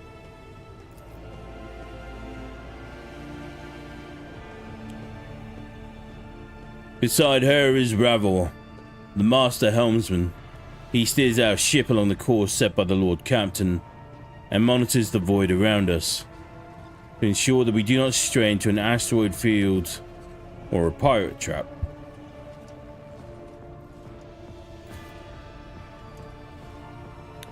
Master Helmsman Ravor.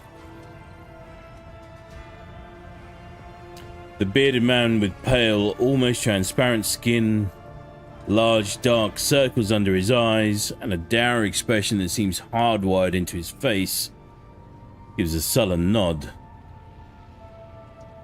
Hail, Lord Captain. This here ship's as good as home to me, so rest assured she's in safe hands. I'll die before I let her come to any grief. And lastly, our high factotum Janris Danrock, who oversees supplies, procurement, and the general material well-being of the ship.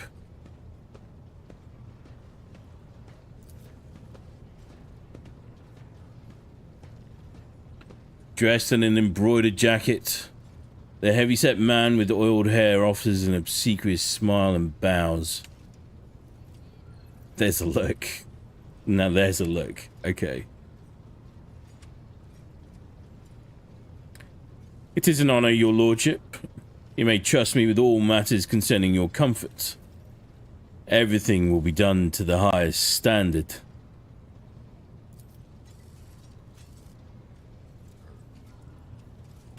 In the second row, we have the 3 officers charged with overseeing the ship's vital functions. The Master of Ordnance is responsible for the artillery aboard. The Infernus Master, whose crew work to prevent and extinguish fires on the ship. And lastly, the Drives Master, servant of the Omnissiah.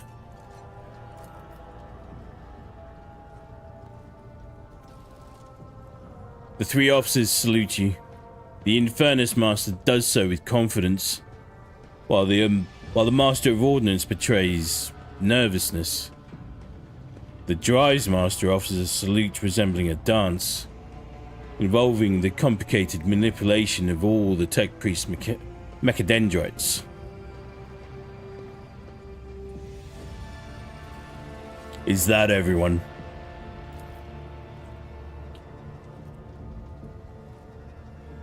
Boxmaster Vigdis.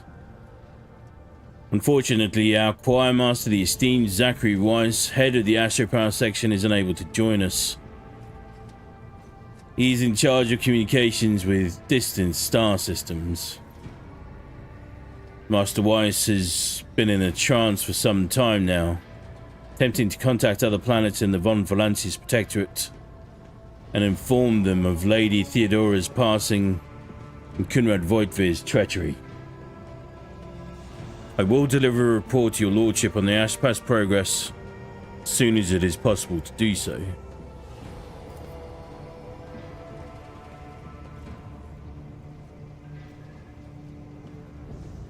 Danrock. It is equally regrettable that 2 more individuals worthy of mention could not join us at the briefing. The Master-at-Arms and Confessor Adalbert. The eminent Adalbert must see to the funeral services being held for the fallen officers, of whom there are too many for him to take leave from the chapel. And Mistress Sauerbach, who has replaced her late predecessor as our Master-at-Arms, is currently leading the search for any surviving agents of Voigtvir. Abelard. All others present are adjutants, secretaries, and deputies. They're here to make a record of proceedings.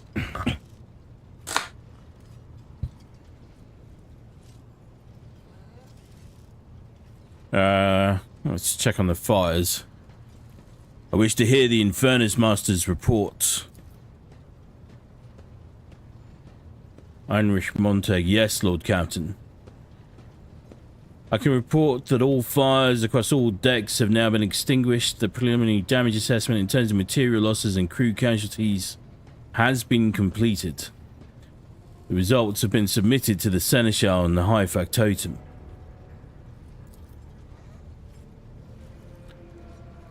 The post passed to him after the previous Infernus Master and his next 3 deputies expired in the line of duty.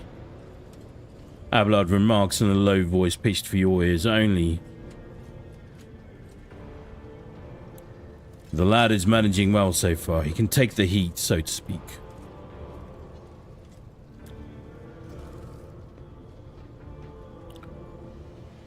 High Factotum, what have you to report?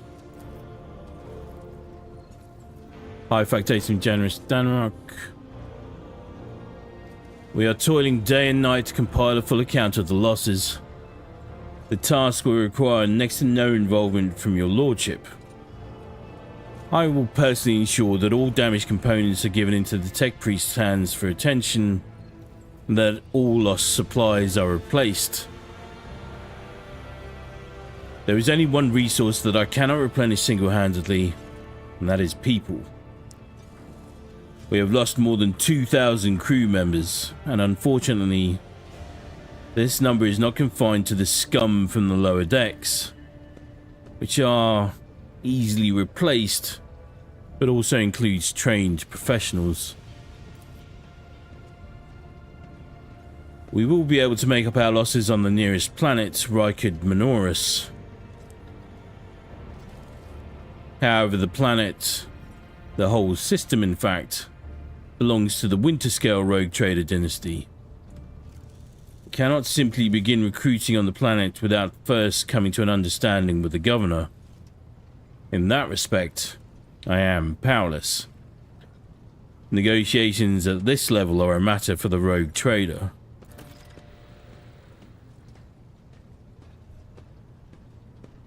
New blood. The crew losses suffered during... Okay, so we need to get to Rykard Minoris to recruit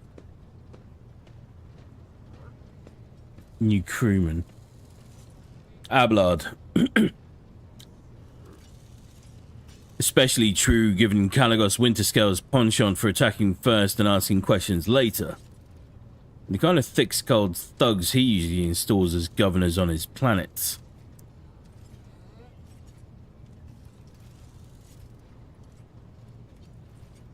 Drives Master, I will hear from you now. Zera Talar. A voice distorted by a Vox retranslator emerges from under the tech priest scarlet hood. Lord Captain, the phaser set upon this naval void ship destroyed the repositories of hundreds of machine spirits. The great warp engine entrusted into my charge is unharmed, thanks the Omnissiah. But its spirit mourns its dead brethren. We have not yet identified a prayer protocol capable of assuaging its sorrow and anger.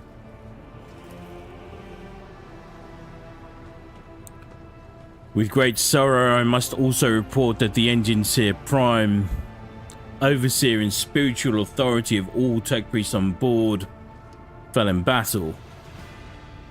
The Magos was betrayed by the little flesh that remained part of him. A most terrible loss. There is no one among my comrades aboard whose experience and comprehension of the sacred protocols equals that of the fallen Magos. We require a replacement, and as soon as possible. Would someone care to translate the esteemed Drives Master's words?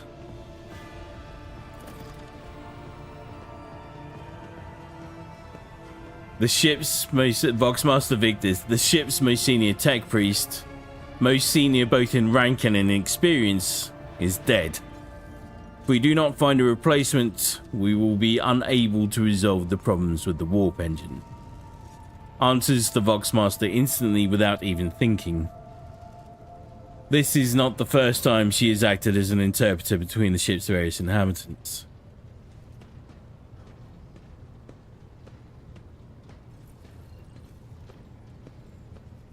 Right, bear with me.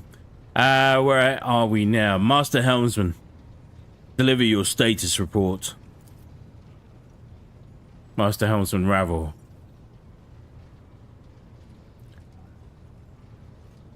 I really want to do like a really thick West Country accent for this guy, but I won't. Right you are, Lord Captain. Cut a long story short, the outlook is bleak. The ship's sound, more or less.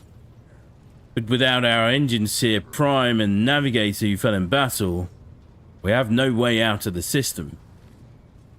If we try to set so much as a toe inside the warp, I don't know what will happen first. Our warp drive being torn to pieces, or all of us melting into the bulkheads.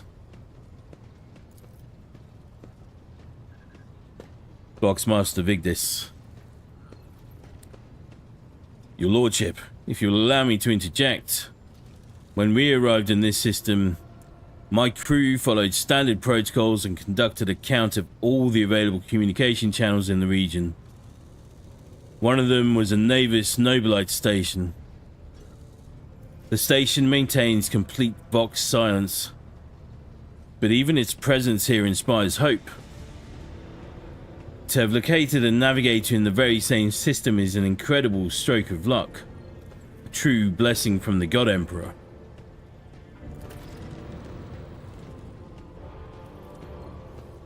A sharp bolt of pain lances through your skull as if in response to what you just heard. You understand that it is not the God Emperor you should thank for such good fortune.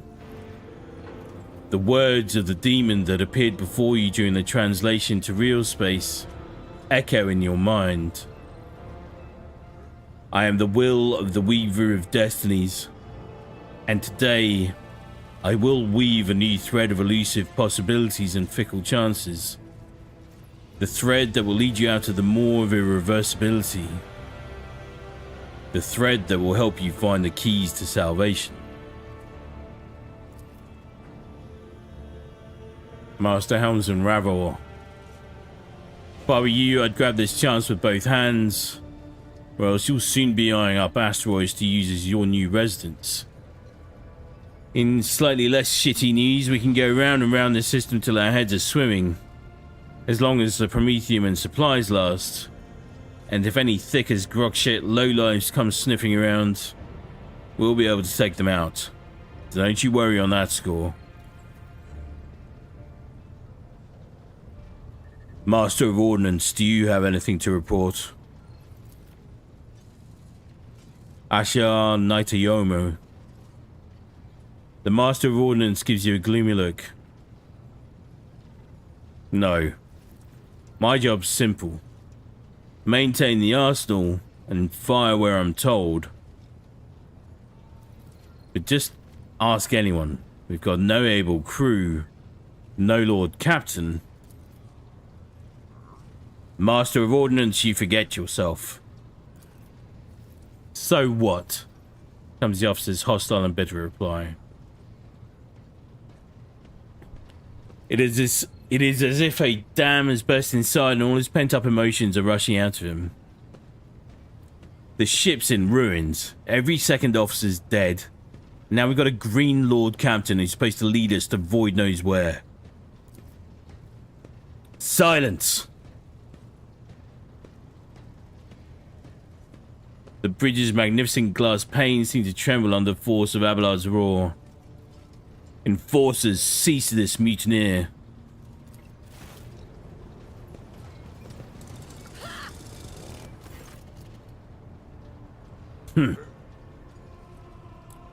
Only one officer out of the whole lot has fallen to pieces, and that's not bad at all, your lordship. Do you humbly apologize on behalf of the entire crew? What would you have us do with the Master of Ordnance? The former Master of Ordnance, I should say. Besides, find a replacement, that is. We already have one lined up.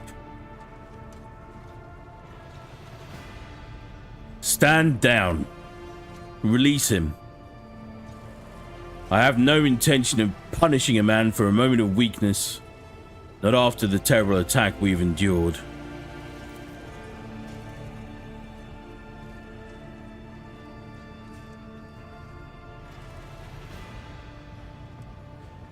Abelard stares unblinkingly at the Master of Ordnance. Cease your snivelling. You disgrace yourself and your entire clan. Enough. The hysterics are over. Let us resume.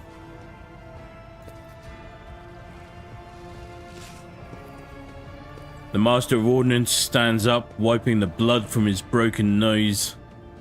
His face is the picture of shock. What just happened seems to be dawning on him only now, and the knowledge of the fate he so narrowly escaped. To summarize, we have sustained serious losses in crew members, and we require a new engine seer prime and navigator. Is this all that is preventing us from continuing the voyage? Abelard. Precisely, Lord Captain. But bear in mind that this will not be the end of our trials. The ship's systems must be properly inspected for major damage. can only be carried out at Footfall Station, home to the only dockyard in the sector. But we will never reach Footfall without first solving these 3 immediate problems. What can you tell me about the system in which we currently find ourselves? I cede to the Voxmaster on this point. Mistress Tolleman. We are in the Reichard star system, and our voyage here was undertaken on the orders of your lordship's predecessor. There are 3 inhabited bodies in this system, and our attempts to send Vox messages produce confounding results. The Navis Nobilite Station has not simply failed to answer, it seems to be maintaining total Vox silence. However, we did receive a distress signal from the prison planetoid in the system, and Reichard Minoris itself is also not responding to our hails. But what is most alarming is that our augurs have intercepted signals from the surface that seem to indicate ongoing hostilities on the planet. Abelard. The situation is not very encouraging. Without a navigator, a tech priest, and new crew members, we won't be able to travel anywhere. Therefore, we must go to the planet and the Navis Nobilite Station, find out what in the void is going on. Thank you for all your reports. Dismissed. The assembled officers salute you as one.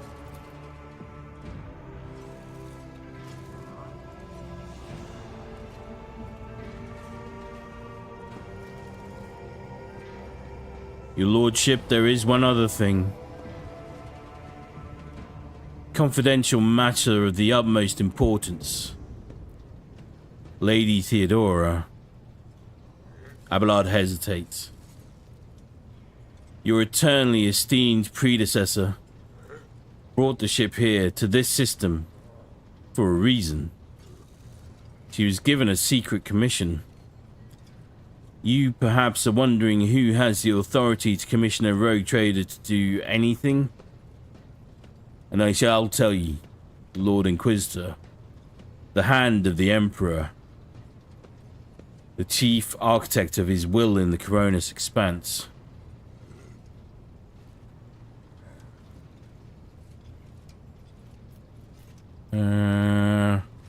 Hey, Miss Jarl, bear with me. I see you. Came across a strange handwritten letter on Theodora's desk. It was signed XC. You are referring to the contents of that note, I presume. Yes, quite right. XD. Xavier Calcazar. Lady Theodora was to seek out the Lord Inquisitor's right-hand man, one Heinrich van Kalox, an interrogator, you understand. All I know is that he is somewhere in this system, that we must find him and offer him whatever assistance he requires, and then deliver him to Footfall in the Furibunda system. Finding him without any more information to go on will be difficult indeed, but an Inquisitor is an important individual.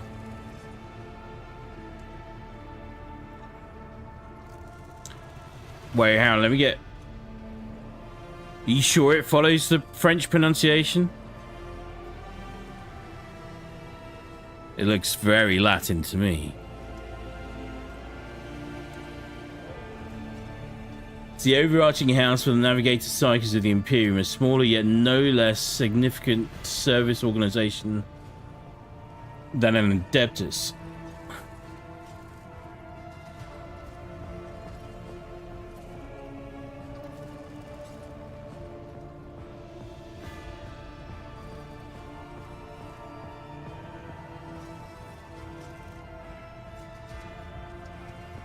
Where are we? The authorities in the system, either the Navi nobility, either the Navis nobility or the governor of Ryko Benoris may know something. That is all of it, your lordship. You have a great deal of work ahead of you, but it is a mere taste of the daily burden of a rogue trader. Soon you must take up the reins of the von Valancius Protectorate. Abelard gives you another scrutinizing look, as if trying to gauge how long you will hold out under this mountain of problems. His face softens slightly. It seems he's about to offer some words of encouragement.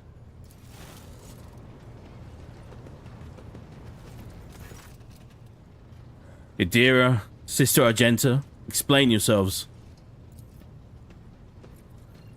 The Sister of Battle grimly nods toward Idira. The Psyker is suffering some ailment or dark madness. She insisted on seeing the rogue trader. I judged that it would be unwise to leave her unsupervised. For a brief moment, Sister Argenta's voice sounds hesitant. I was also hoping to approach you with a personal request, but it can wait. Speak with me when you have time, rogue trader.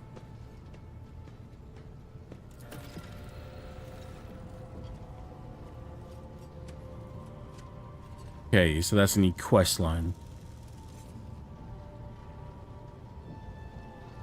Idira's glazed eyes rove over those assembled. One word bursts from her lips. Daybreak.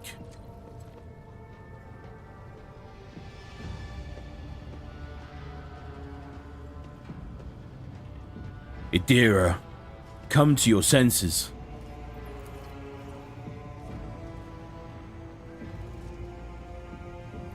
Damn it. Idira presses her fingers to her temples in desperation. Your lordship, here's the thing. I was trying to see the immediate future and it hit me so hard, my head is still spinning.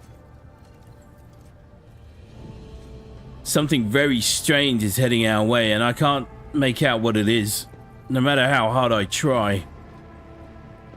A single word is all I can make out. Daybreak, or maybe it's dawn. And it's ringing and ringing like an echo, like a bell. But if it's daybreak, then why is it so dark?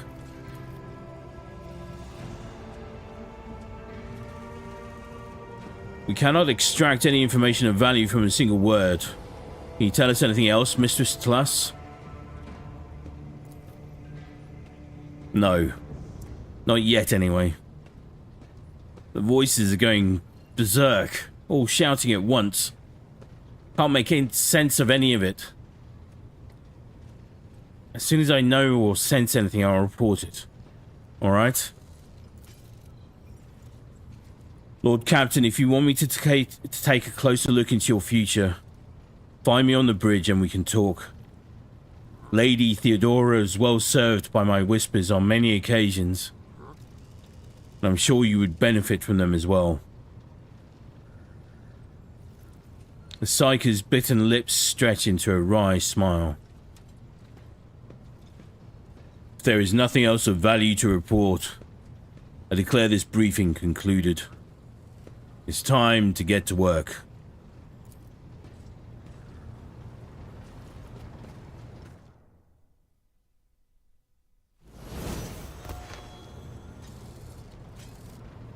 Use the system map in the center of the bridge to issue orders to the crew.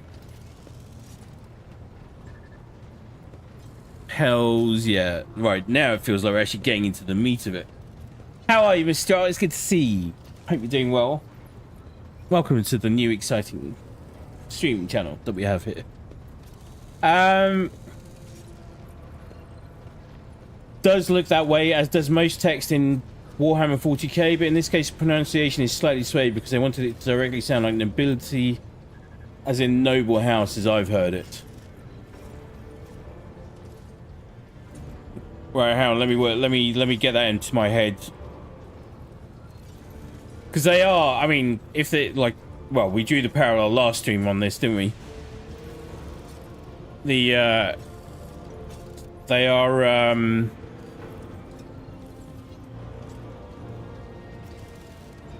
of the same esteemed level as they are in Frank Herbert's Dune, right? And obviously, as we're somewhat stranded without them, very important to the running of the ship. So yeah, that makes sense that they're, they put some emphasis on their importance. So, hang on, the Navis Nobility.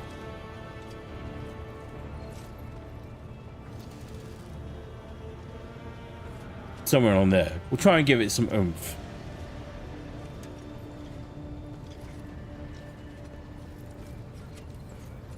Playing around with how much I want to give each of these characters different voices, just because I'm aware that we might have a ton of voices to get through, but we'll see.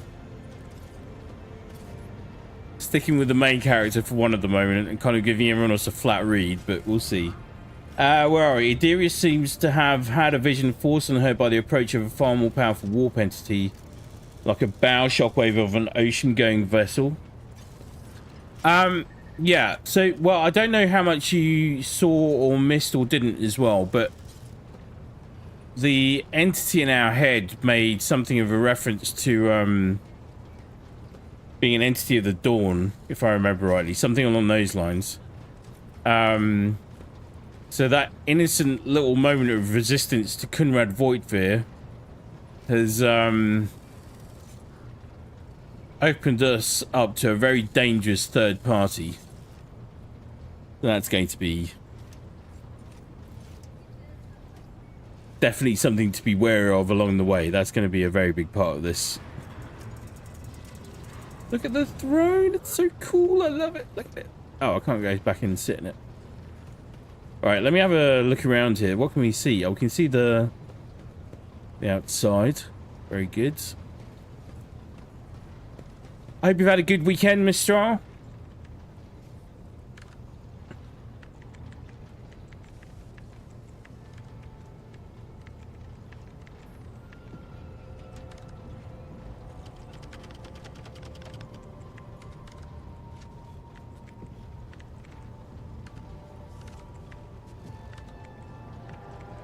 Navis.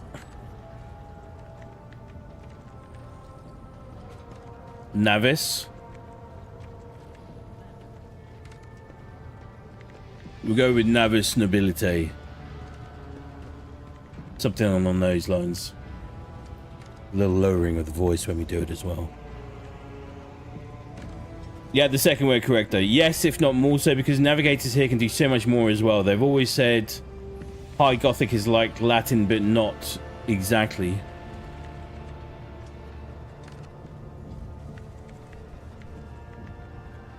Well, I had the misfortune, well, did Latin at GCSE, and so many people claim that it should have helped you out a lot by now, and it really hasn't.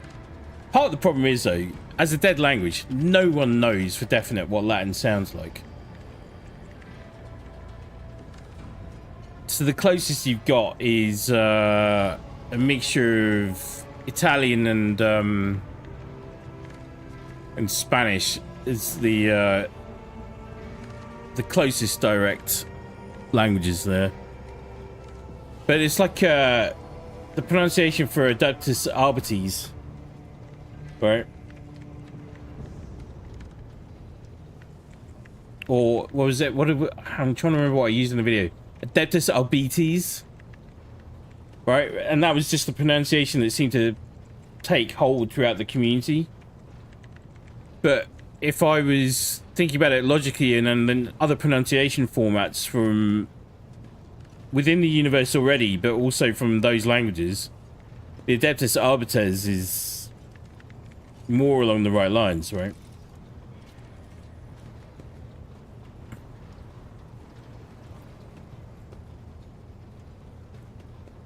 We'll work our way around it. We'll try and lock down a few conventions on that front. Right, hang on. I do need to actually speak to Argenta. I also need to level up. So, hang on, let's do that.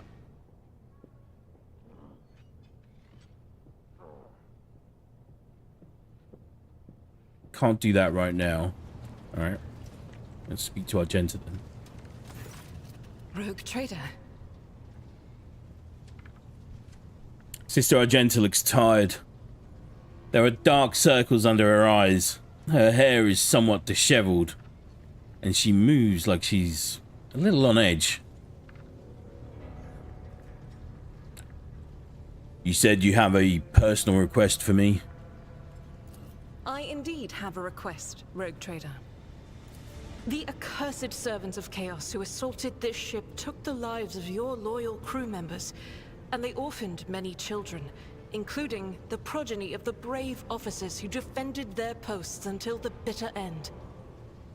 I don't know what customary practices there are for cases like this in Von Valancius territory, but in the world I'm familiar with, the children of such brave souls could expect to receive some special consideration.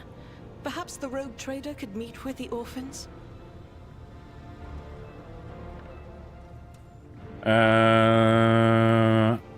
That sounds like a very reasonable request, I would say.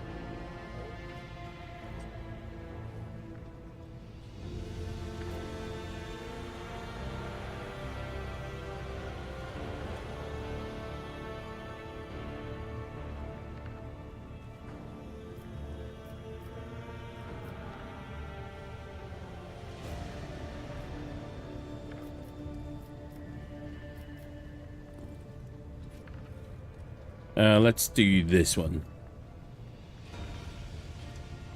I will meet with them. No formalities needed.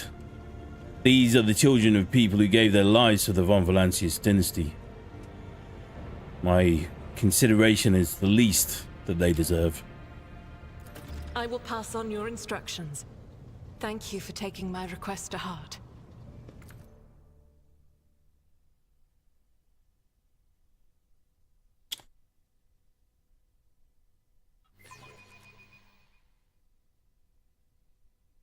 Yes, arbiters and navis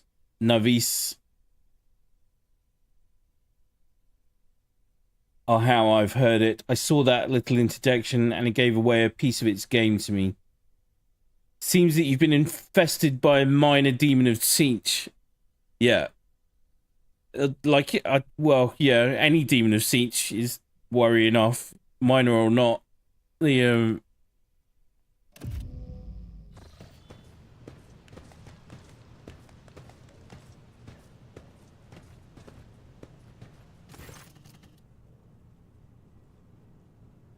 The motley group of adolescents do not take their eyes off you, gazing at you as if you're a creature straight from a fairy tale. Abelard. Our indefatigable sister has been keeping an eye on these pups. Abelard glances at the gathered children. It is hardly the Scola Progenium in here, but we have provided the orphans on our ship with adequate care and instruction. Argenta is standing to the side of the group. At your approach, she perks up and announces, her voice ringing. Brave ones, the master of this ship has appeared before you.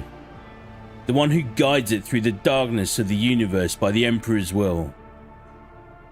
Greet your Lord Captain,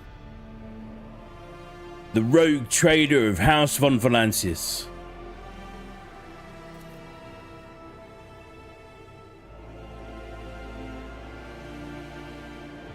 Heinrich Montag. You notice Infernus Master Heinrich Montag standing a few paces away from the orphans. He watches you with approval and bows respectfully when you meet his gaze.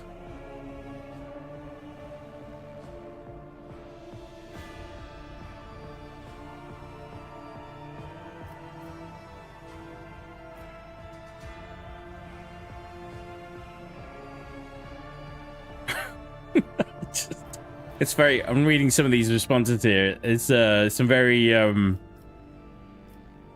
opportune moments to serve as a really big giant dick. It's very, very Warhammer.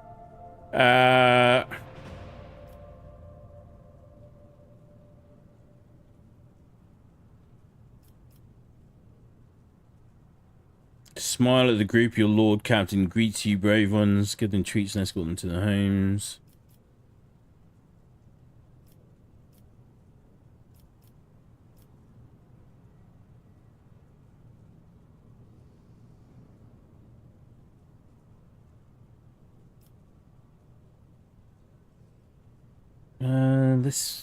Let me try this.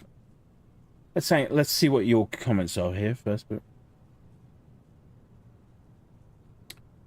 the demon's behavior is in character and they cannot betray their nature. As such, much like Captain Jack Sparrow famously said, you can always trust a demon of Sinch to be untrustworthy. Yeah.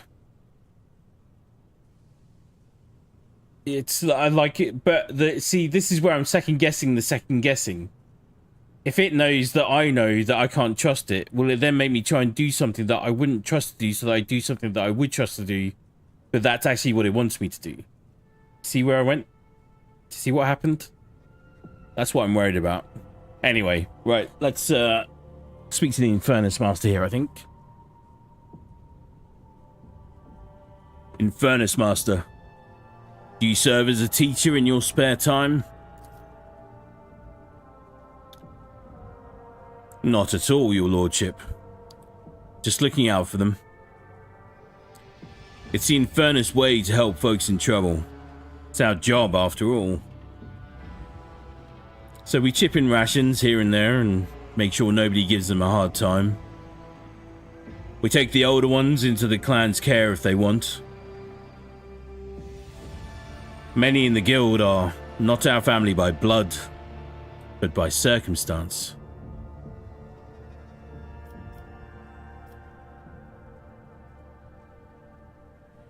Your Lord Captain greets you, brave ones. The teenagers keep staring at you. A girl who has remained close to Argenta smiles uncertainly. A skinny, pale lad tries to throw his shoulders back and stand at attention like a soldier. Only a few teenagers at the far end of the row seem sullen and not particularly impressed. One of the scowling visitors with a thin scar across his face tosses his head back and says bitterly, "So what? Why should we care?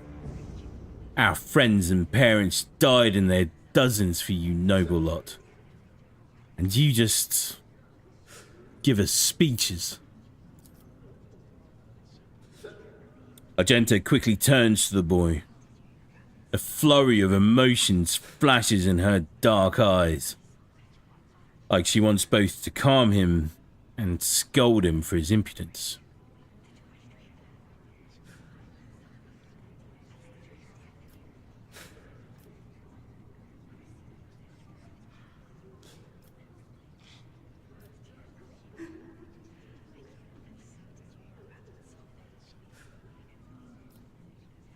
If you have things to say, say them without fear. I will listen. The boy smiles grimly. Doesn't matter what we say. It won't bring our parents back. And it won't change our fates either. We'll keep slaving away on this ship until we drop and die like our folks. Or worse.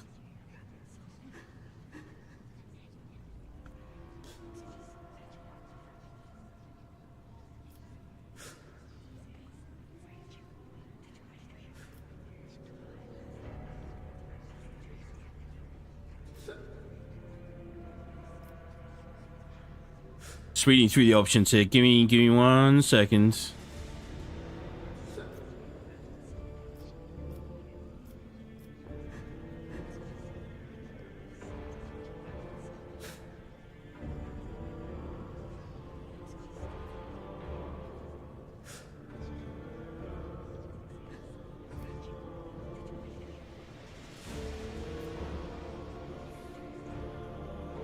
I understand your grief and dismay. Your parents died. It's not an easy thing to go through. But they gave their lives for the truth, for the good of the whole ship, for the Imperium.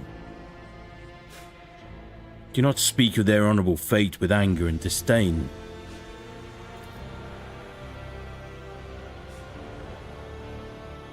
You heard the rogue trader. His words carry the wisdom of the Imperium.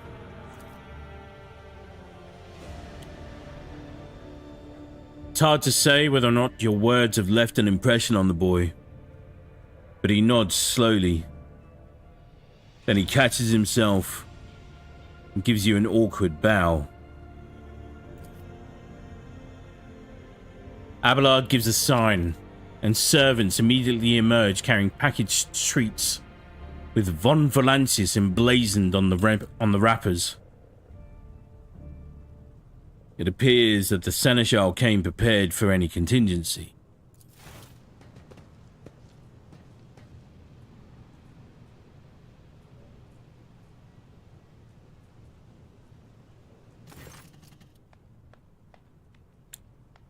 Argenta rubs her temple pensively. She smiles and offers a few more words of encouragement, then leaves the bay.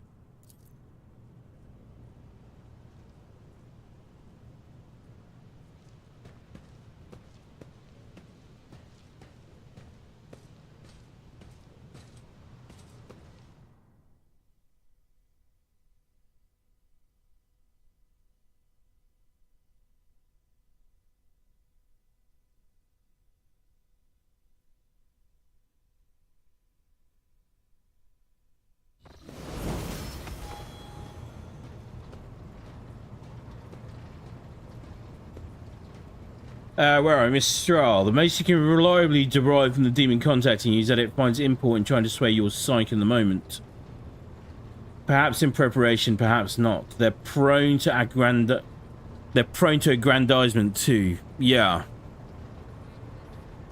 I mean, I'm just like I was not prepared for that to be such a pivotal moment exactly right there.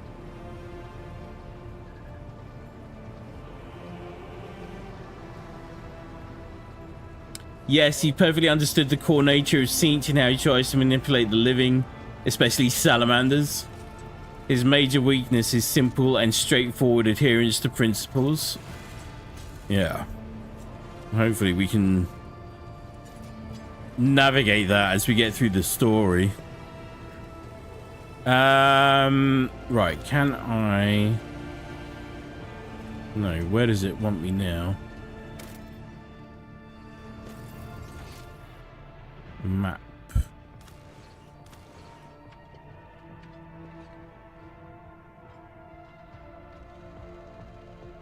I've got to speak to Adira as well. I've got to speak to... Oh, we've got... There's a few more... Hang on. Few more options here that I didn't have before. Void ship management.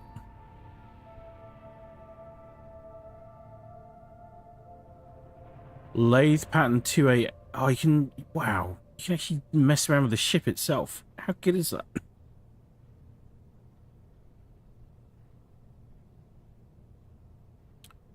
This plasma drive provides 11 speed along with strong acceleration and braking, 15% of ship components cargo. Did not know you... There's so many layers in this game. Just overwhelmed and in awe all at the same time, but it's brilliant.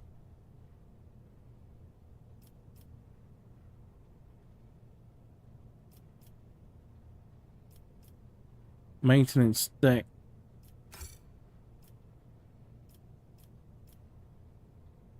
Upgrade hull 50 scrap. Upgrade RAM 50 scrap.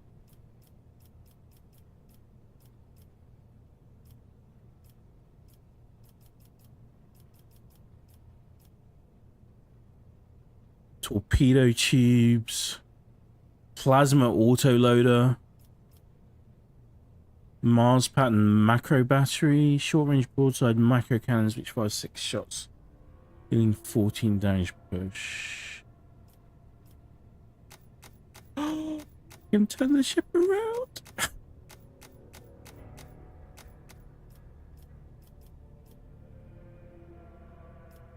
Oh yeah. Okay, there we go. And dorsal Starbreaker lance weapon, medium range dorsal lance weapon, dealing from 28 to 32 damage. Miss Jarl, yeah, whenever dealing with warp entities in future, try to avoid any sort of direct contact in moments of vulnerability, especially around warp powers or artifacts, even if it requires some weaseling. Yeah, noted. Oh, what did I call it? I called it the Brimstone Phoenix.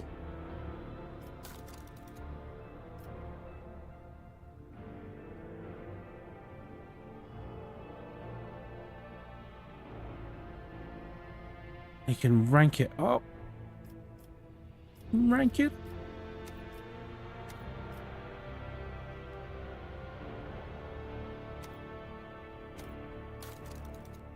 How good.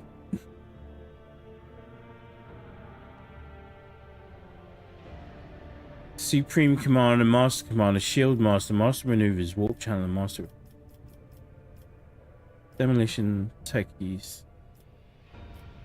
Wait, do I appoint?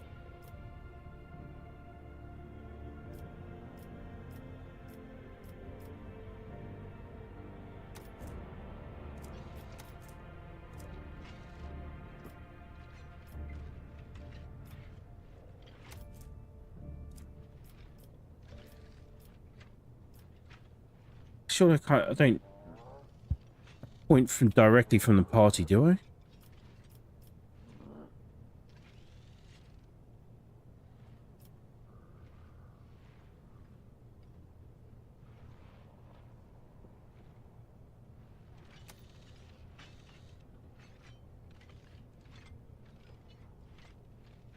Okay. Master Cannoneer.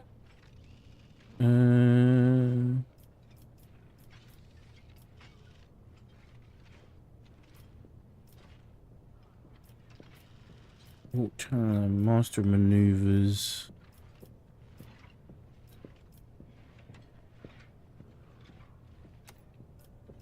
I don't know.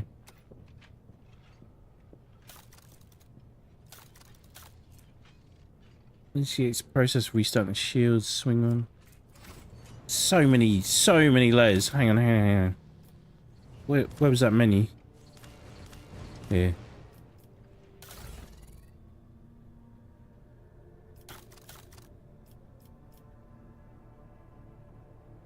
You like the name? Imperial warp vessels of the 41st millennium are built more like floating barge cities because they're designed chiefly for drifting through the formless, unstable, indefinite, and chaotic warp.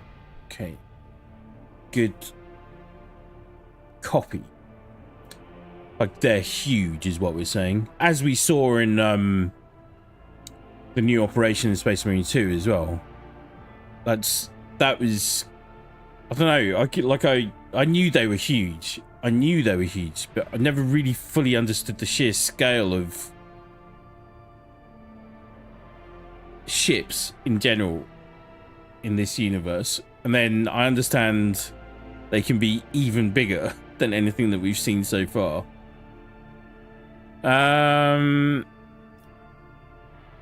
Right. Skill required demolition. That's definitely you. And okay. This place manages the ship's various technical systems, including the void shield. No. Master of maneuvers. This place oversees execution of the ship's movement and maneuvers.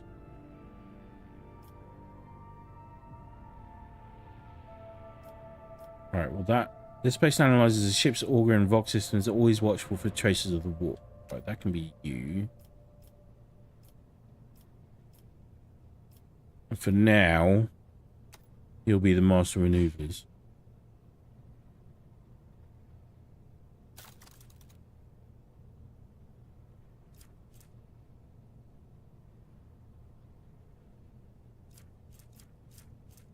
torpedo control, void chip ram, plasma autoloader.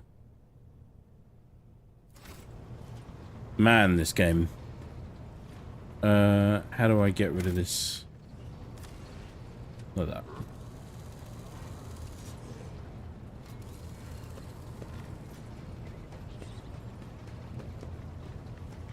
So this is the main. We see at the front of it. Not a hell of a whole lot. Bridge officer, bridge officer. Machine spirits are skittish today, apparently.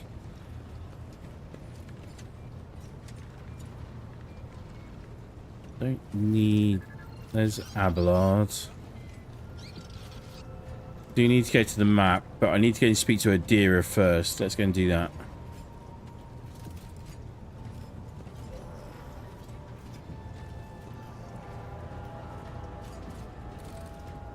Like at the ship name, I was just going for something that sounded like a good fit within the universe as well. And obviously a little bit on brand as far as I'm concerned.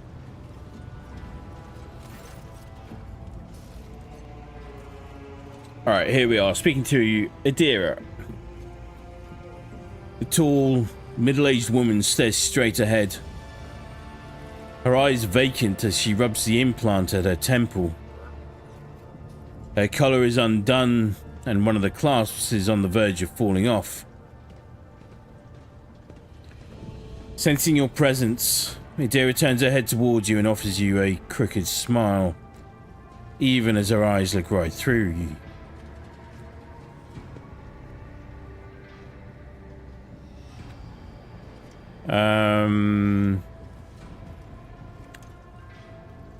Adira, about your abilities.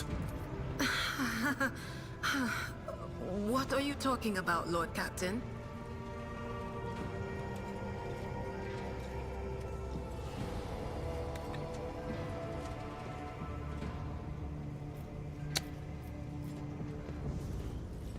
I'm worried for the crew. Psychers aren't the safest people to live alongside. Oh, there's no need, Lord Captain. The crew learned a long time ago to keep their distance from me. They're afraid I'll stand next to them and just like that, I'll hear something embarrassing. Ridiculous. Like I have nothing better to do than to snoop through their mind's undergarment drawer.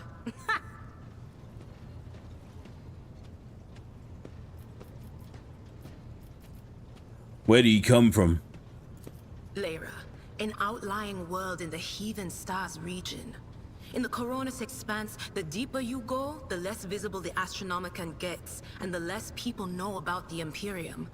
The arrival of a rogue trader is the best thing that can happen to a world like that. The very best.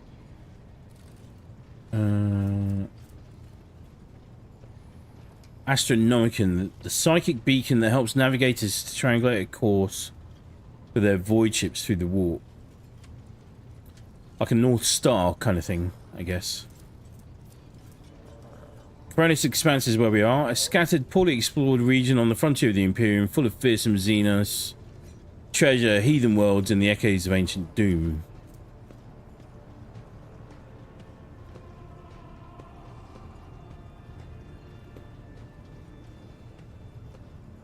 There's people out here that don't know about the Imperium.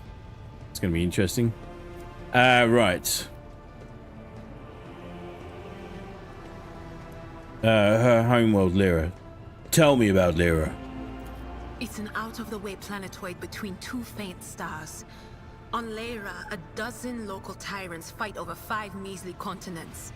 But they use everything they can to win. From poison to psychers. I haven't been there in many years, but there's nothing for me to miss. Trust me.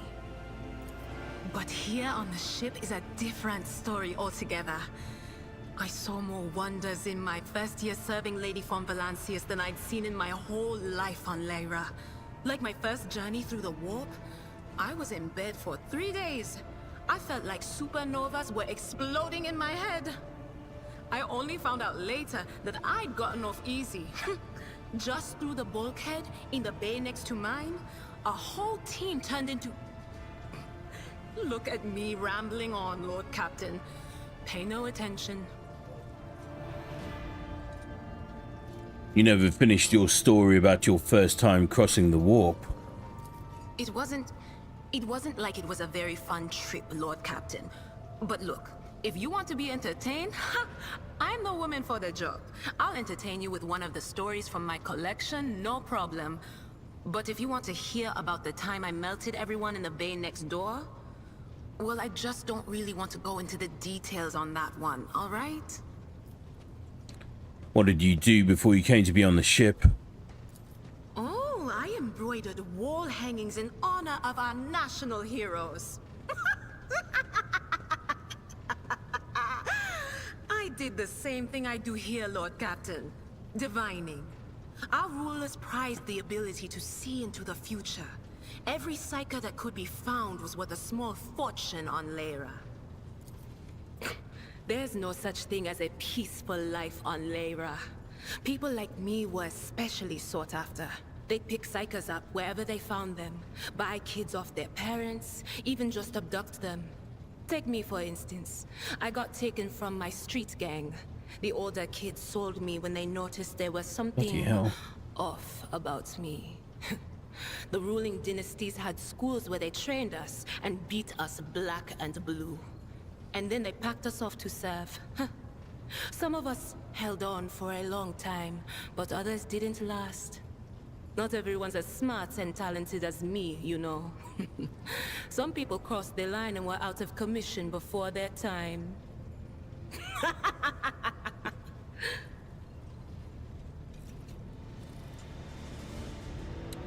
How did you end up in the Rogue Traders' service? Theodora von Valancius paid a visit to the ruler I was serving at the time. I don't know what the visit was for, and it's no business of mine anyway. I can still remember the way the voices in my head changed when I looked at her. They were practically screaming. She had so much behind her, and plenty ahead of her too. And as I gawped at her, all of a sudden I heard a whisper. A hint, a suggestion, nothing more. But I know the difference between idle chatter and a real threat. I seized my chance and approached Theodora. I managed to whisper a couple of words in her ear before the wardens dragged me away. They beat me and locked me up. No wonder. It wasn't my place to converse with outsiders. And then Theodora's people came for me. They broke down the wall, butchered the guards. Also, I could tell them my warning in full. So I said the rest, but I didn't want to go back to my old life. And so I entered the service of the von Valancius dynasty. There's not one part of this universe which isn't grim dark, somehow. Are we surprised? Not really. Where are we, Mr. Charles? To restate a prior point, Since he's capable of asking most opponents with his redoubling machinations, except for true luminaries. He can also fail before simple-minded, honest hearts, too.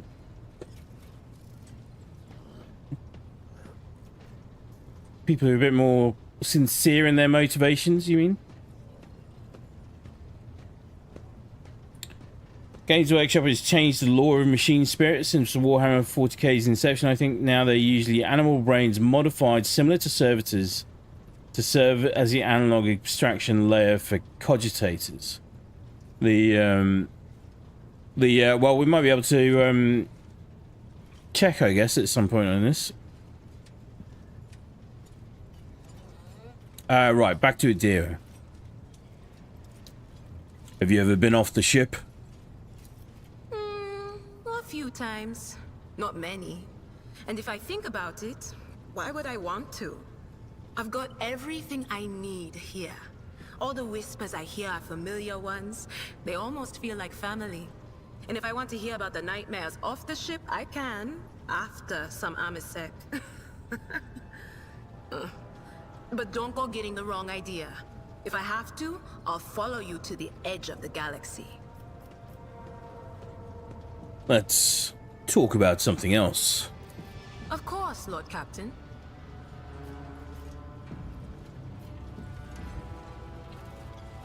I'd like to hear your augury, Adira.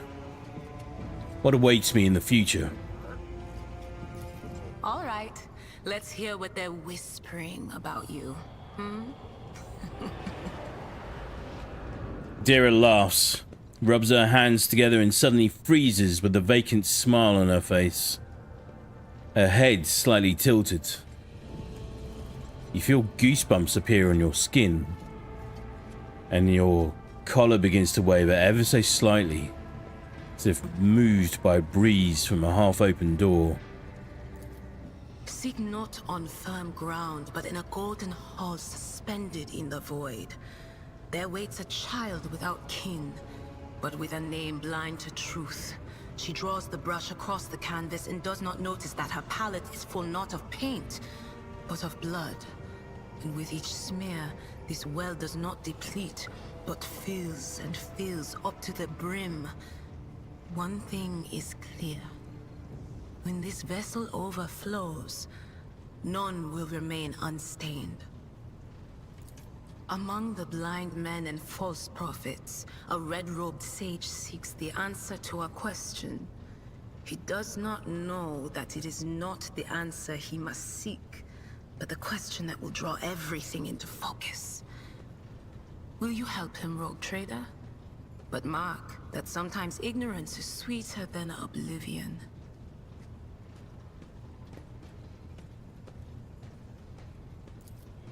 A chained hound chases after glimmers of the aurora, but sparks in the scent of oil confound his nose. The chain trails after him. What will happen if you pick it up? Will you become his master, or merely another beast in the pack of his true lord? The glow of dawn bursts forth from its prison. Dungeon walls cannot contain the dark essence wallowing in the dust. A naive cub pushes his nose into a familiar hand, one that holds death in twisted glass. Cherish it or cast it off as a burden. The sword of change has already been raised. What is one more life to it? I'm sorry, Lord Captain. The voices are going wild. I can't make out a thing.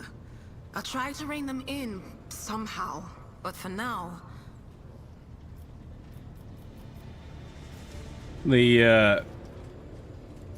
Feels like that was a lot of foreboding of what lies ahead for us there. Okay. Things are strained between you and Argenta, isn't that right? The little sister is afflicted with her own set of voices. Ones that whisper to her about corruption and heresy. The silly girl doesn't realize that if she wants to find the source, she needs to start by looking in her own head. What's it like being a psyker? Lord Captain, forgive me. But it would be like talking to a person born blind about colors. I could spend hours explaining, but it wouldn't make any sense to you. Every psyker feels their connection with the warp in their own way. One person might see spots and shadows out of the corner of their eye. Another feels fingers running down their spine. As for me, I've got a door in my head. One that's open just a crack. There's no way to close it, no matter how hard I try. I've just had to get used to the whispers from the other side. When I need to use it for work, I listen in more closely. But I usually just try not to notice it. You live with this whispering in your head.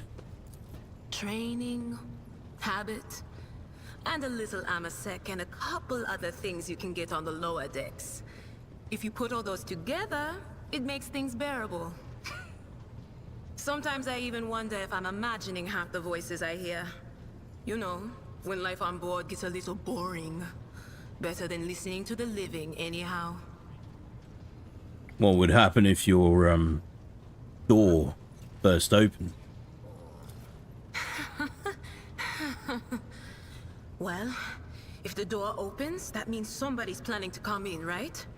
But screw them. They're not coming through. Trust me. I know how to keep my valuable head locked up tight. Aren't you afraid of losing control? Only losers who are afraid of their own gift lose control. Or idiots who never figure out what they are before it's too late. Or little kids who want to play around with their shiny new toy. If you don't know the limits of your abilities, or you're always bouncing around in your own head, that's a recipe for disaster. Alright, this one might take us in a dialogue loop, but we'll just see anyway. If it does, we'll move past it.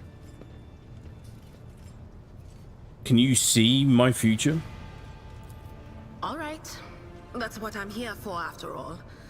So, I'm just going to lean on that door in my head a little more, prick up my ears, and listen to what the warp's got to say about you. If you'll allow it, I can listen right now. Sure. Alright, let's hear what they're whispering about you. Yeah, we're in a dialogue loop. Okay. I'm sorry, Lord Captain. The voices are going wild. I can't make out a thing. I'll try to rein them in somehow, but for now... Did you know Theodora von Valancius well? None of the officers knew the Lord Captain well, not even Abelard, and she was always closer to him than anyone else. She told me from the off if I ever listened to anything in the warp about her without her permission, I'd be going out through the airlock. I'm not an idiot, so I never stuck my nose where it didn't belong, only when I was asked. It's hard to wrap my head around the fact that she's gone. Lady von Valancius gave me everything I have. She opened the stars to me and the paths between them. I still think I can hear her voice. I must take my leave. Of course. Always at your service. Whenever you need me. Right.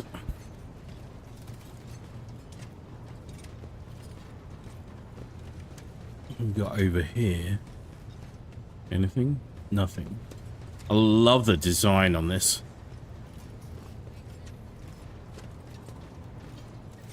Like, I don't know. Stuff like this amazes me, and I never feel like the artists and set designers, if you like, in games ever get enough credit. Oh, this is incredible. Right, hang on, where are we? Let's catch up on the chat a little bit here. Going back to the machine spirits, basically think of them as counterparts to robo-brains from Bethesda's Fallout. Some get the ability to speak if the proper Vox equipment is hooked up to them, but they're still animals which can panic. Oh, so they're literally talking about them as if when they mean they're jittery, like they're serious. It's not just a colloquial term. Of course they are. Good to know. I'd never considered that way. I knew the servitors and the cogitators were kind of like that, but yeah.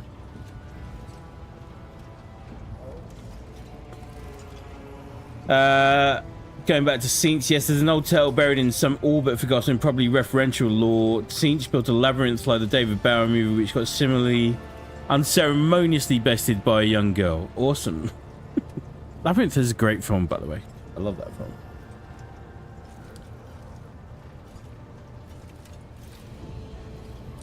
I hope you recorded all these hints for later. If they're keeping with the aesthetic for such thing established throughout the rest of Warhammer 40k, those should be some quite precious clues to future events.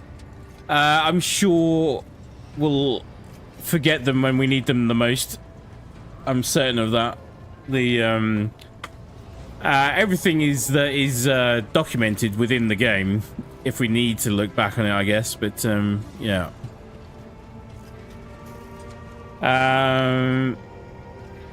Right. No, that's not what I'm looking for. That's not what I'm looking for.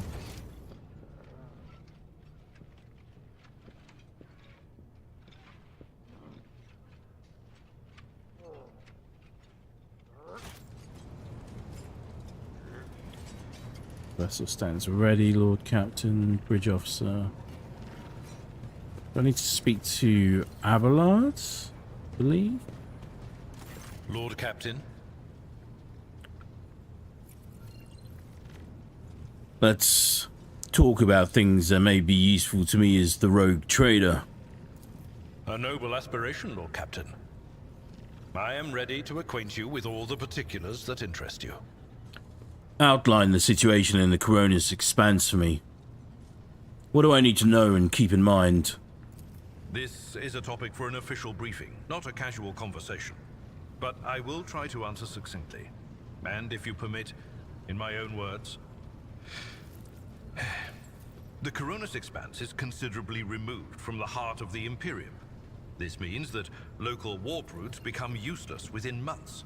Established pathways are regularly subject to attacks from all kinds of rabble. And in the only major port, the Imperium's frigates find themselves moored alongside pirate vessels. Until recently, the Coronis Expanse could hardly have been called a region of the Imperium. The situation has changed with the arrival of the Lord Inquisitor, but not by much. This place operates under its own rules, you see. More radical, so to speak.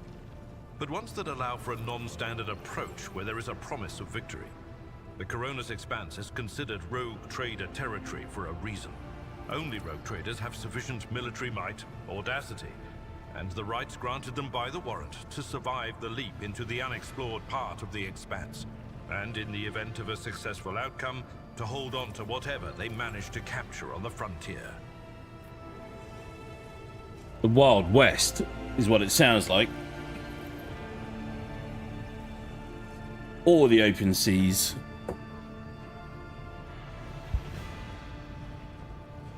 We're somewhere between East India Trading Company and the pirates themselves. Right.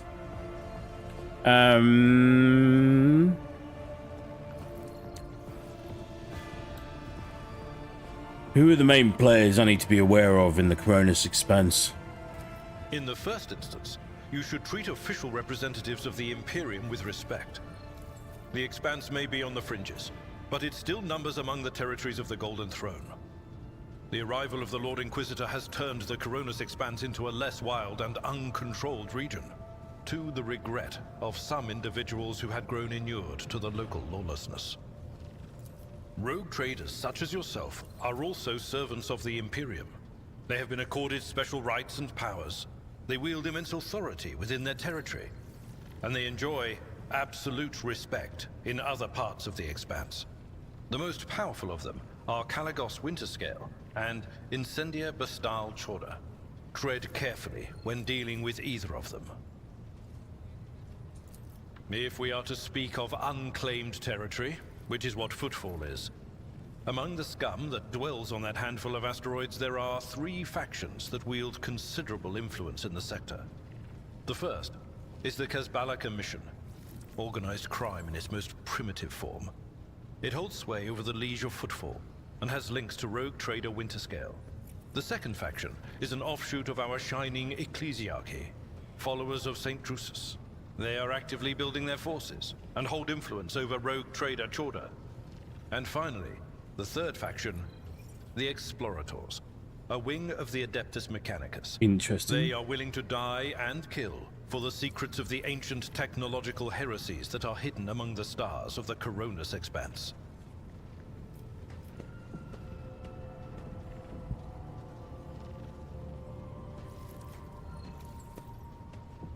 Hang on a sec. Where are we? I just wanted to look this up.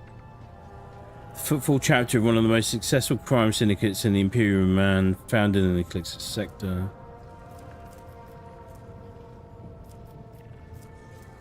Okay.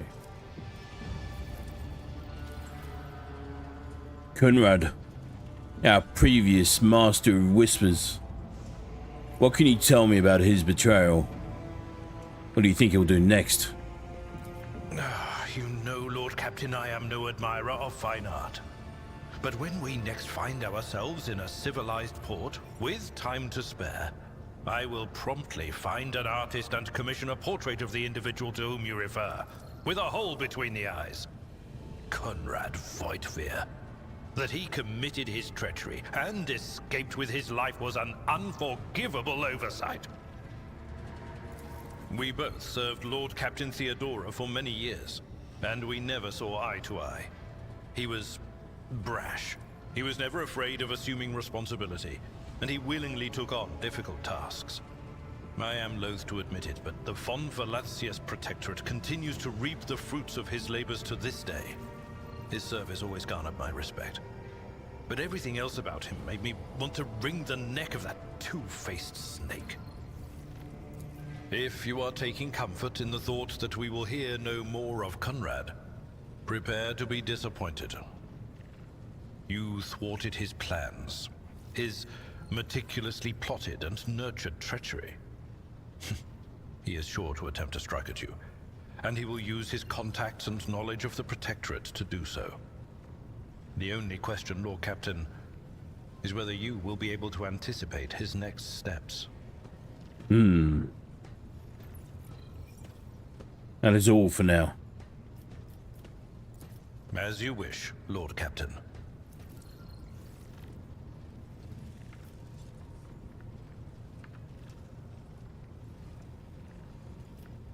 You may call me by my first name, if you wish. I thank you for the honor, but I must decline. As a former military officer, I believe in the importance of order in all things, including the chain of command. You are the Lord Captain, my direct superior. I am not prepared to address you in any way other than as regulation dictates. I'd like to know more about my seneschal in that case. As you wish, Lord Captain. What would you like to know? Tell me about yourself. What were you before you became Theodora's seneschal? I used to be an officer in the Navis Imperialis. No, used to be is not quite right. It was not simply a job. It was my calling, the essence of my life. I was proud to serve Lord Captain Theodora, but in my heart and mind, I'm still an officer of the Imperium. I met Lord Captain Theodora on a mission where the Imperial Navy was providing reinforcement to the rogue traders' army on one of the frontier worlds. Our acquaintance was not easy. Working with people outside the Navy hierarchy has never been my strong suit.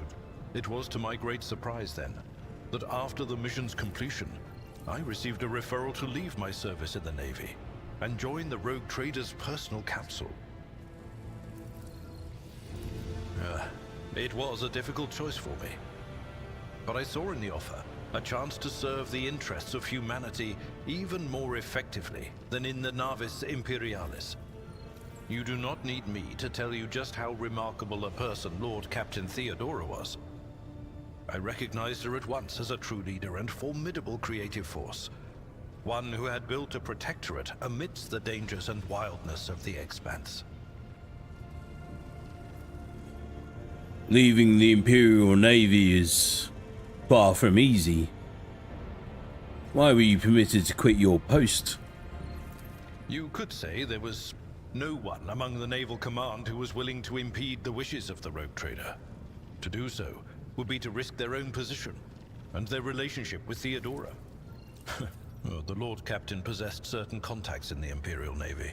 Contacts which she used to request help during the conflict on the border world. And which enabled her to make me an offer that resulted in my joining her retinue. The Navis Imperialis is an ancient institution with its own mandates and muster lists. On occasion, in the heat of an official briefing, or an informal discussion, I violated those rules, determined to press my point. It is challenging to choose the words to accurately express my opinion on a situation or the actions of others that do not sound overly scathing or confrontational. Many in command were inclined to view my manner of speaking as unbefitting a person of my rank. Where you talk about Theodora, I'm beginning to think you were in love with her. What?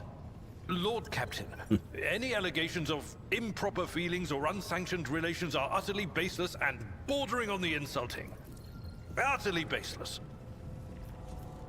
Do you have a family? I am a widower.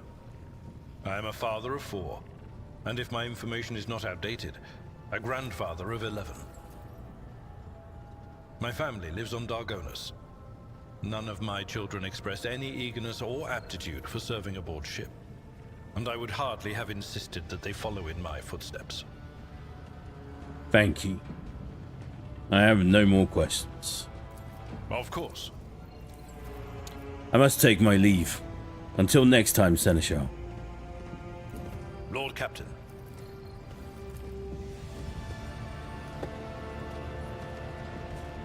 He's good, isn't he, Abelard? I like Abelard. He's very good. Where are we? Yes, that's the modern law. Originally, as I recall, machine spirits were like randomly forming ghosts in the machine, pieces of technology, developing a consciousness of their own, which I preferred.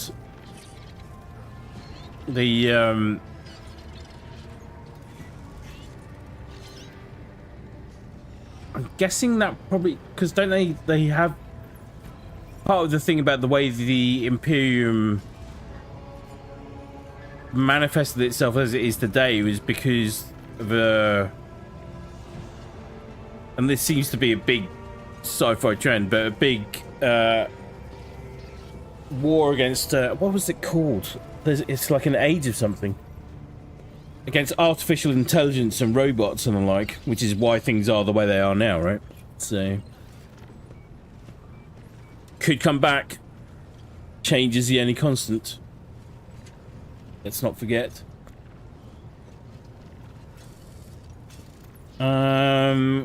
Key to keep in mind there, rogue traders have generally free hand as Imperial Lords, but are still subject to those higher ranked, especially Inquisitors who are above all but a select few positions. Yeah, that's kind of what I inferred from when we were looking at Theodora's body earlier. So we'll definitely need to be careful. And I did see the Navis Imperialis. Nearly as important as the Navis Nobility. No Navis Nobility, no Navis Imperialis. Did I get it? Did I get it right? Now I got it. Right. Some deep lore dives there. One of these days I will get the menu selection right. There we go. Right trigger. Right trigger for everything. Yeah, so we have the journal. This is complete. That's complete. New blood. Machine Spirit Keeper. So we need to get new crewmen. We need to find a new engines here. We need a new navigator. That definitely, all of these things feel very, very important.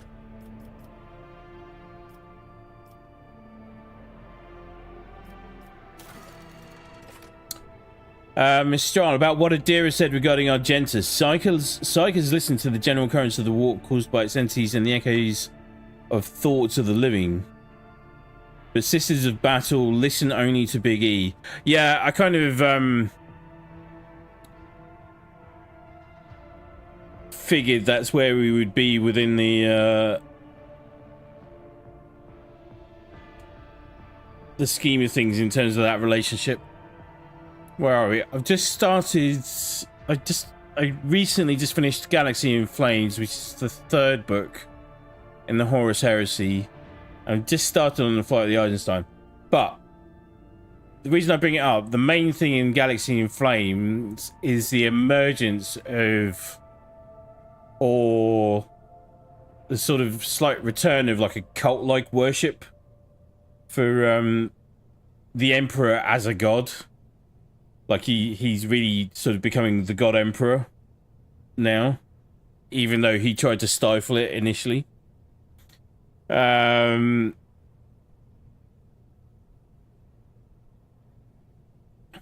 then that's obviously going up against the warp powers, which are all being sort of pushed forwards by Horus at this stage. And yeah, but the thing I'm finding interesting is that there's obviously what would be classed as sanctioned psychers, I'm guessing, right? It's they're on the good, air quotes, side, the loyalist side, or sort of non-aligned side.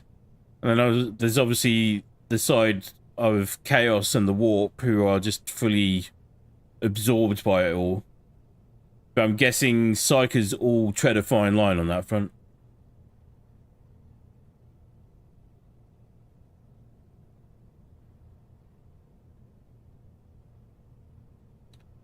Where are you? Specifically, the imprint of his consciousness. In fact, sisters push themselves to develop the ability through sheer willpower alone, making them very unique and remarkable, even amongst Warhammer 40k's galaxy. Yeah. So in that regard, that's going to be... I really, really like the Sisters of Battle. The Adeptus Sororitas and the Sisters of Silence.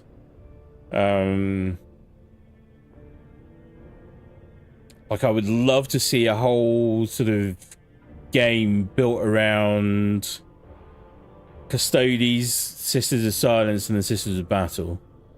Something along those lines would be freaking cool. Right. Let me have a look here. Chapter 1. Visit Riccardi Filia, the prison planetoid. Make contact with the Navis Nobilite station. Land on Ricard Minoris.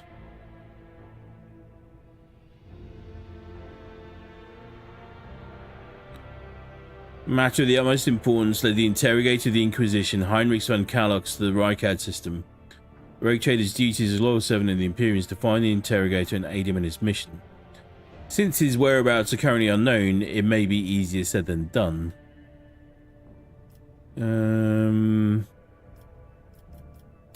Rumors. Lord Inquisitor Xavier Calcazar is a powerful, mysterious figure who plays a pivotal role in the fate of the Coronis Expanse. His power is so great that it extends even over Rogue Traders. Like, I'm wondering, like, it's too early. Like, I've barely gotten to grips with this game yet, but the next game, or like Alcat are working on 2 new games at the moment. They're working on Dark Heresy, which is about the Inquisition for Warhammer 40k, and then they're working on another game for the Expanse, which is just completely separate sci-fi, and we'll cover that on the Pathfinders channel. But I wonder if Dark Heresy actually ties into this directly still. And I wonder if it's still in the Coronis Expanse. I'm not sure. Be interesting if it was. Contracts, no contracts. Okay.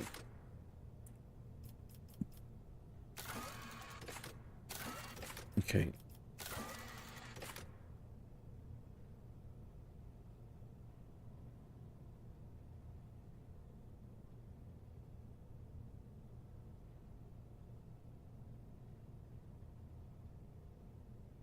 Where to first?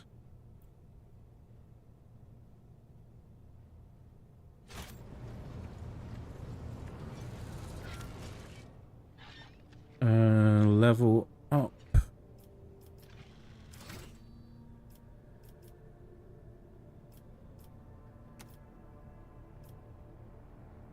Fellowship, willpower.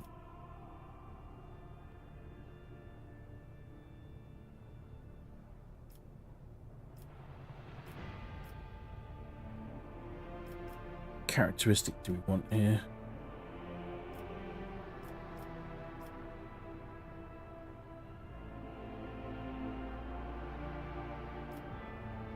Let's do this one. Origin advancement.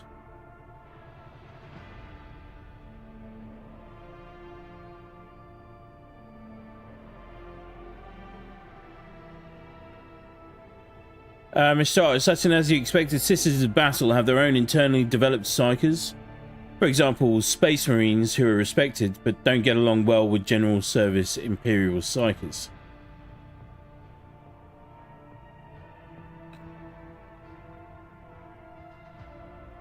The well, the psychers are they're the librarians within the Adeptus Astartes, right?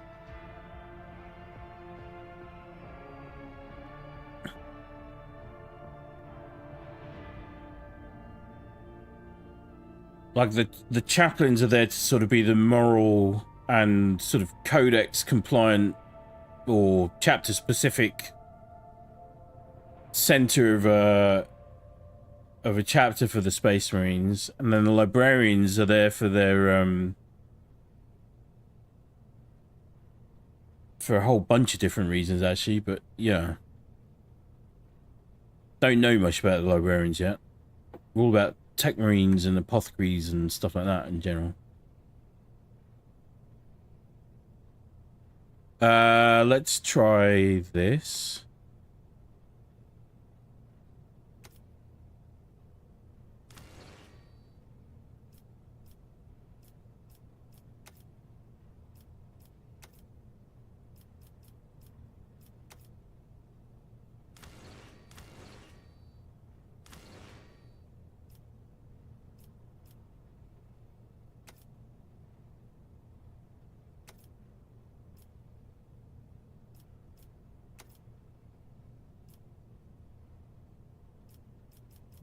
Field of fire.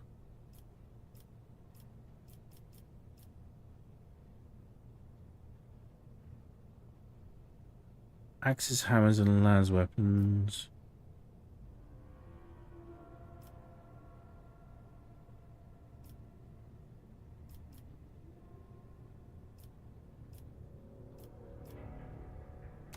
No.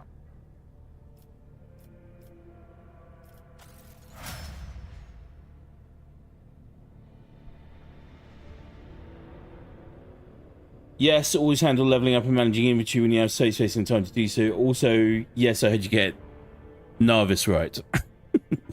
Good.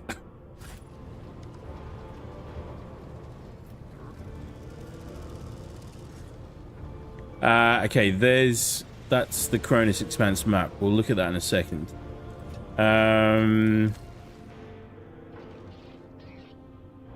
What's this? Corpus Valancius. So this is just everything.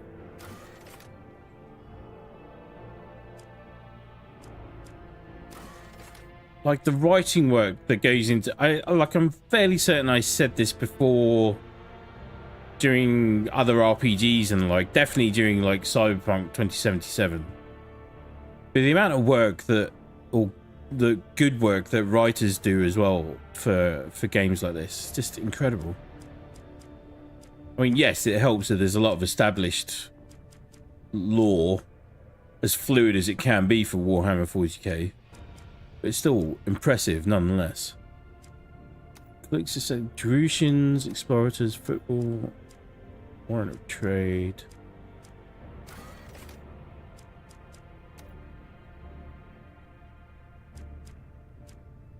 It's got it all here. I could just read this for days. I'm not going to, but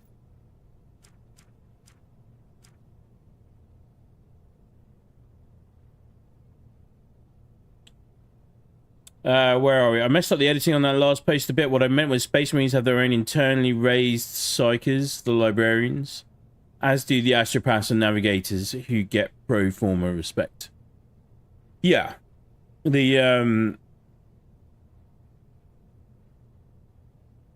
and like as we've seen a lot, we saw it during Titus's campaign in Space Marine 2, and we've seen it here with the navigator here as well. The and as we are told multiple times, any contact with the warp is a minefield of danger.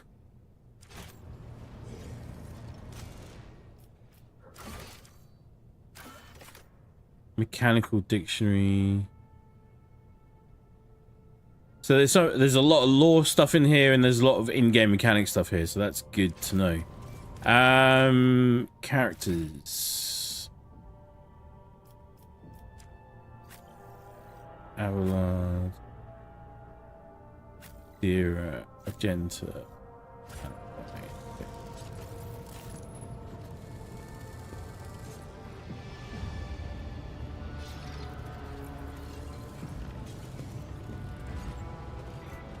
List of events. Okay, that's good. Dialogue, combat.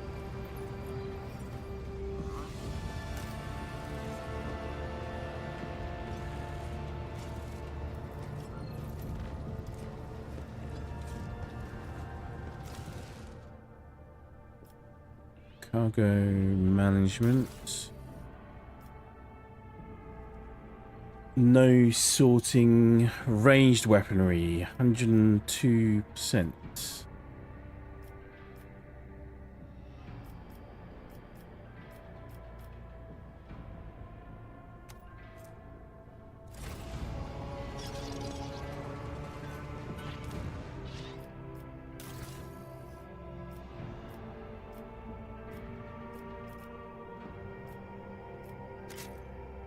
No, don't want to do that. I want to do information. Oh my god. Game like this, give me mouse and key any day.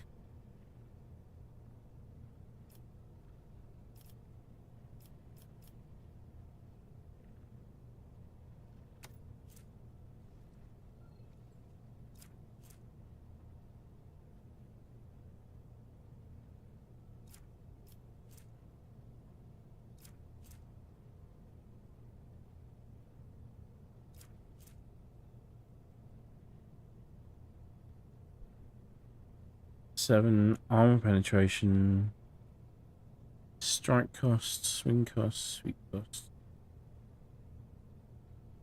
Axes have a special attack that inflicts bleeding.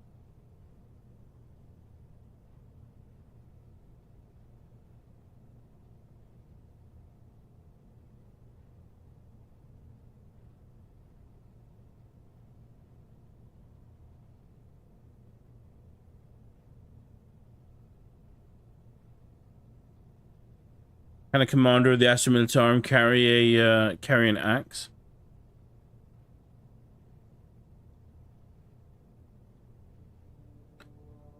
Because I think, because I've got a Death World origin, I get some sort of extra benefit from this, but the bleeding element here is pretty interesting.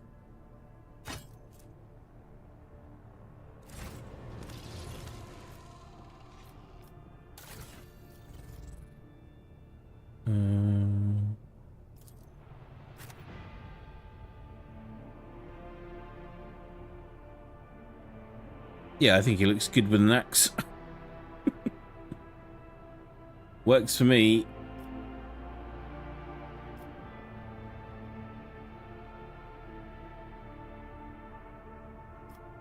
Right, other characters can be leveled up as well. Void ship management map, that's internal map. Inventory journal. Okay, alright. Cool. We're deep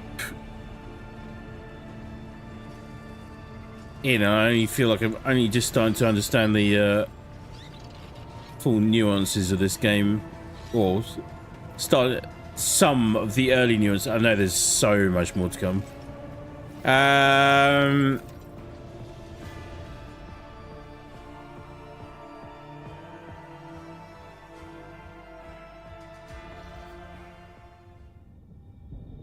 Okay, game auto-saved.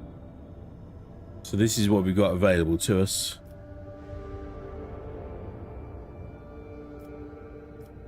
Okay, give me 1 second.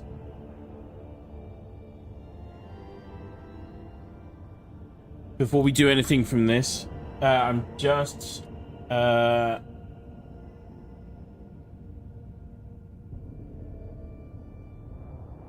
gonna go to the gents, and then make sure I got some drink topped up, and then we'll come back.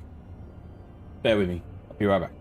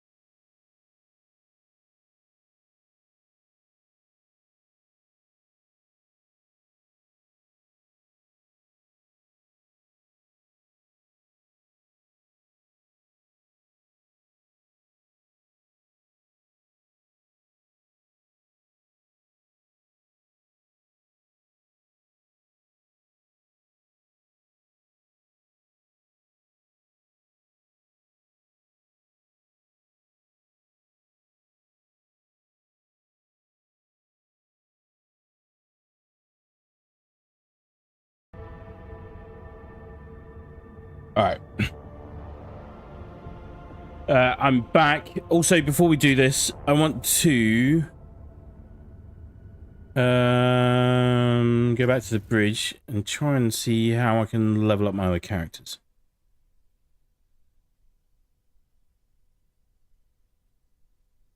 Where are we? The Sisters of Battle also have their own internally raised psychers, as well as being able to draw from the ranks of the ecclesiarchy. Imperial General Service sanctioned psychers are distrusted, however.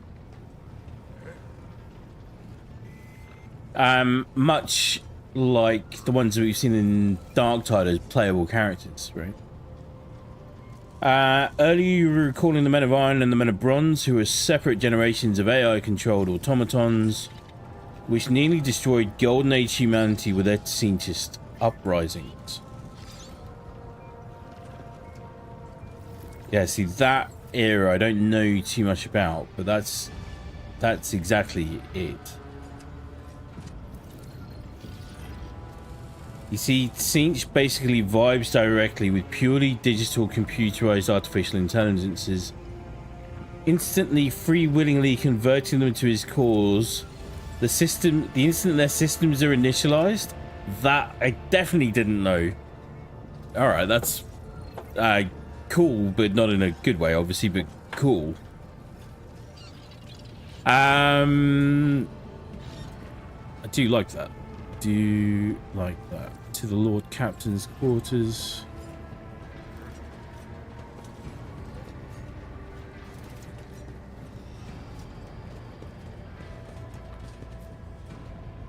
To another compartment.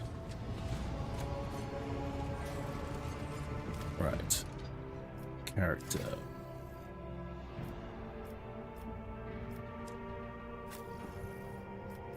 Abelards. Archetypes. One rank available.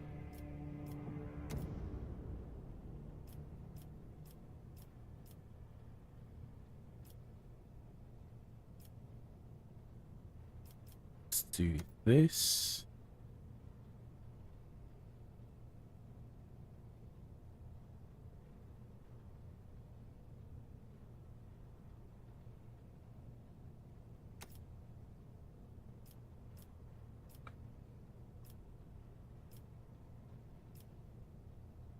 Do this.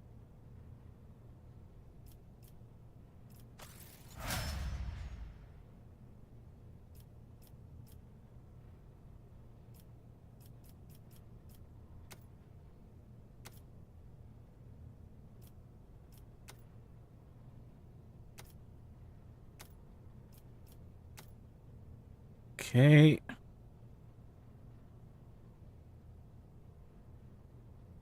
Warhammer Stroll. Thinking about it, carrying such forces could be his reserve plan to sustain himself in case of the extinction of all life in the galaxy.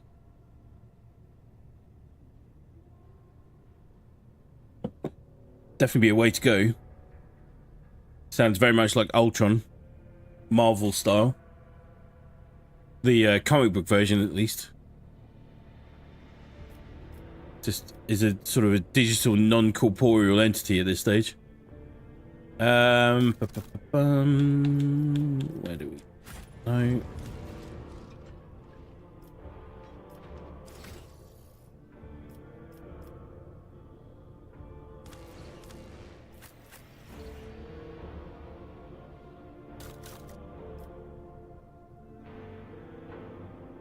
Yeah, basically he uses his powers as warp deities to instantly make contact with and recruit them with an offer they can and don't want to refuse, much like the opposite of Data's versus the Borg Queen.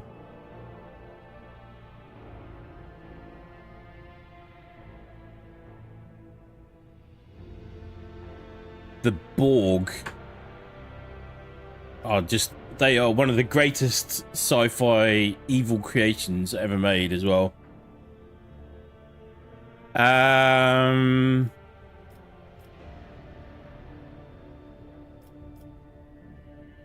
Let's do Deception.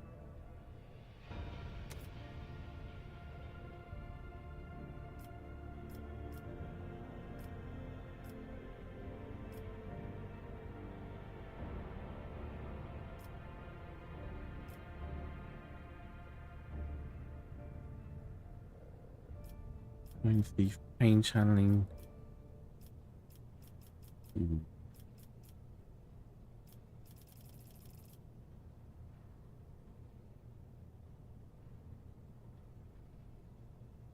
At the beginning of every combat, the Psyker's allies gain plus 15% critical hit chance.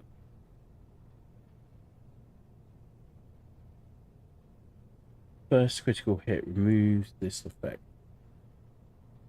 Be handy though.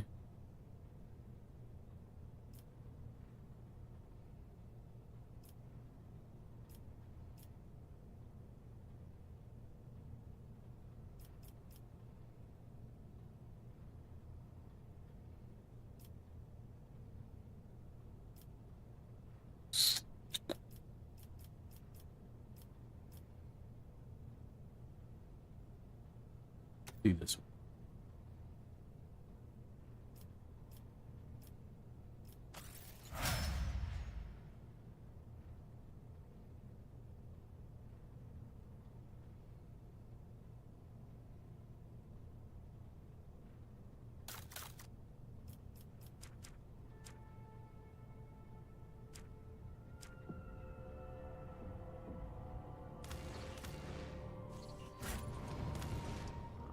Some clunky parts about this on console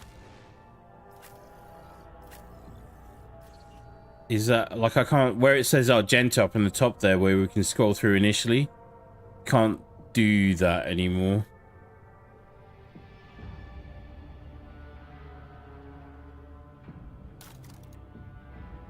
Once you get into the menu itself. Right.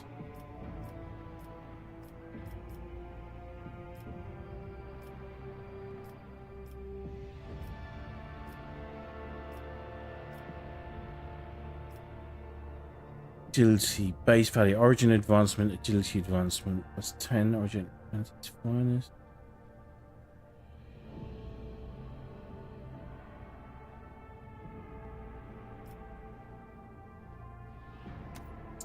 Ballistic advance, ballistic skill, sorry.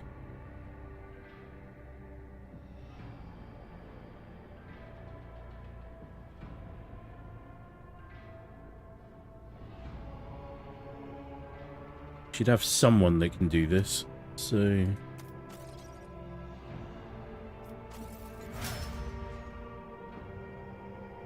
make sure to upgrade your ranged weapons to something better than a stubble revolver if you have anything. That's like the lowest tier of handgun in the Imperium. I have nothing yet. I'm just hoping we'll find something as we go. I did have a look. Okay. Oh, and then let me double check. We've got time to start something.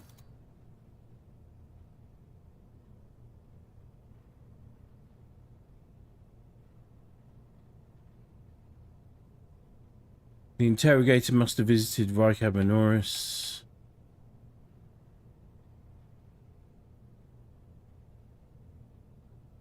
Let's do...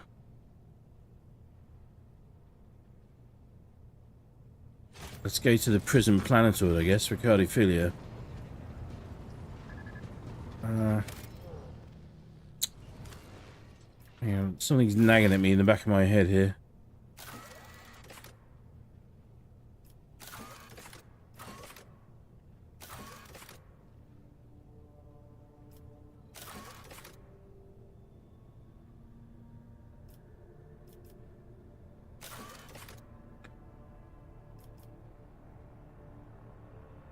We need to replace the crew, and we need to replace the governor. Sorry, the navigator. So let's go to Rykard Minoris first. Lord Captain? No, not you, Abelard. Lord Captain.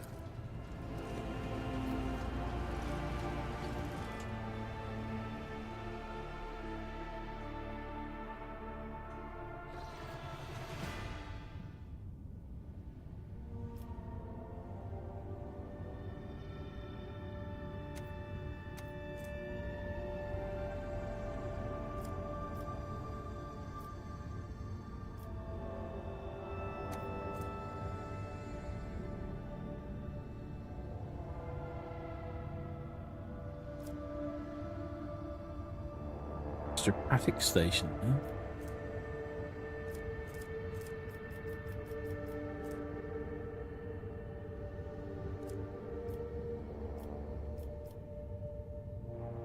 Unidentified void ship.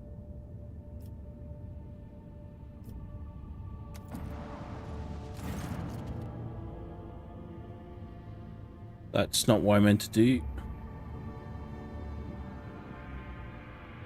Well, shit. Alright, let's commit. Voxmaster Vigdis. What I liked about the original understanding of machine spirits is that they weren't any sort of manufactured AI, but rather a machine that may not even have cogitators growing a soul. Yeah. I like the concept, for definite. Like the ghost in the machine thing, I'm,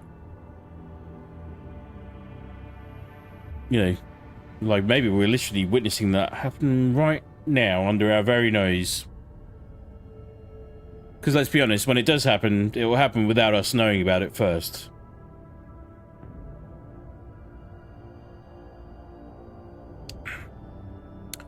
I accidentally pressed the button, so now we're heading to a place called Urak 5. I'm going to see if we can get away from it, but let's see what transpires. Voxmaster Vigdis. Lord Captain, Astropathic Choir Master Zachary Rice is asking to speak to you via private channel.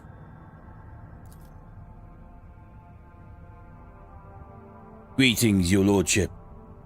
I can report that the choir is listening tirelessly to the Immaterium in the hope of picking up voices from the dynasty's ships or worlds.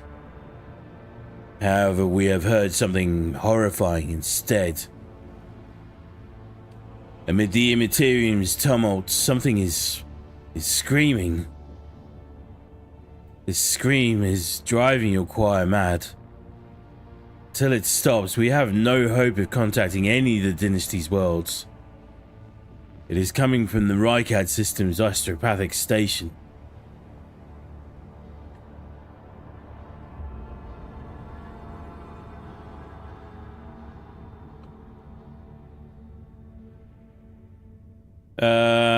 Let's...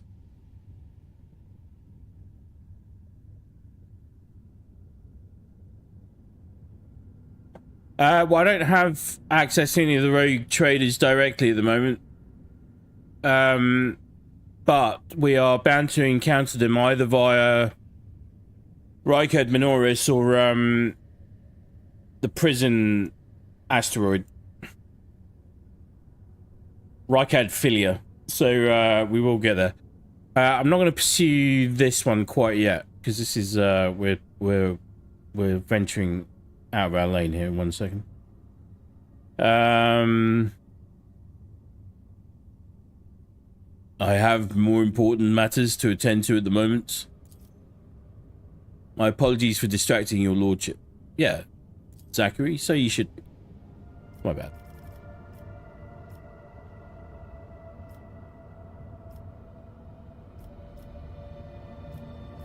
Menu... No...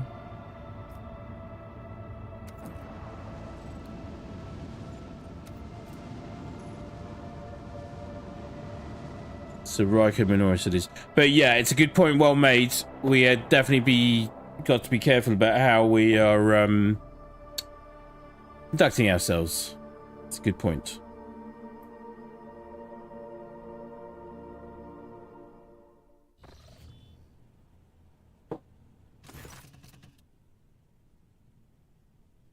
As the ship makes its way through the star system, strange fatigue falls over you. Your eyelids grow heavy, and the quill you have been using to draw up yet another order falls from your hand. You raise your head with a start.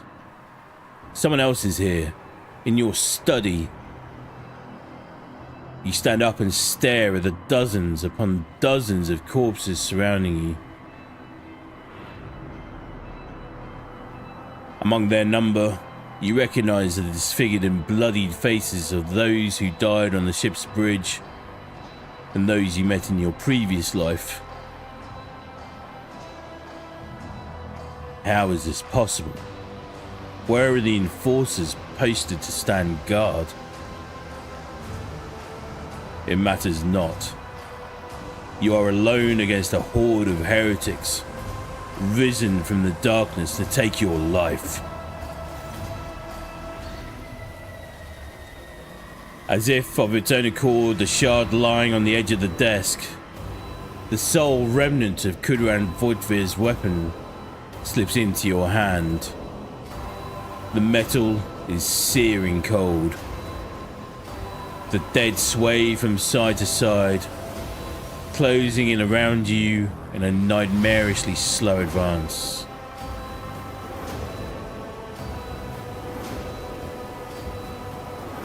Stop! I did not wish for any of you to die.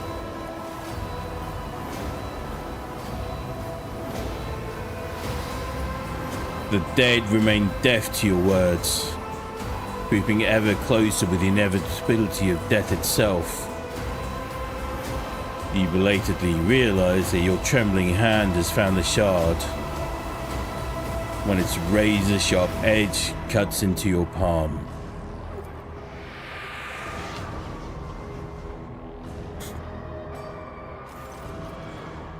An unbearably bright light floods everything around, and you find yourself surrounded by groveling minions. Their bodies shivering in your mere presence. Your hands no longer hold a pitiful shard, but a majestic and intricate weapon. A skillfully crafted sword with strange, unnerving proportions. A curved design, and an unusual hilt adorned with the image of a closed eye. The eye opens wide, revealing a gaze so ancient and dark that it steals your breath away. You have felt this gaze before, there, on the bridge, and the voice that appears in your mind only confirms your guess. The tapestry is woven, the path is chosen. Accept your fate, champion.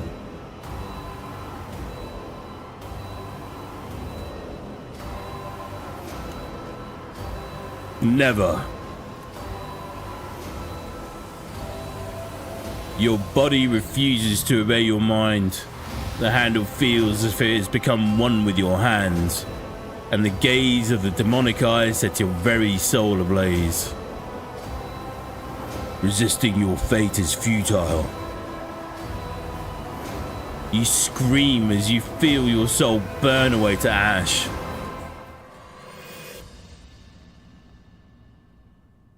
You awaken from the vision kneeling next to your desk.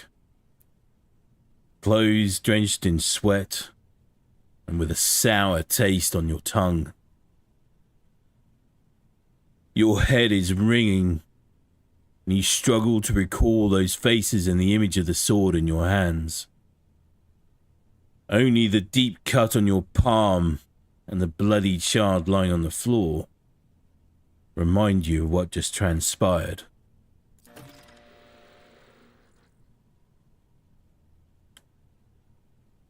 You would rather die than touch that thing again, so you reach a shaking hand for your Vox and call for a servitor. Now you just have to wait for the mindless automaton to arrive, pick up the cursed artifact, and head for the nearest airlock to be claimed by the void.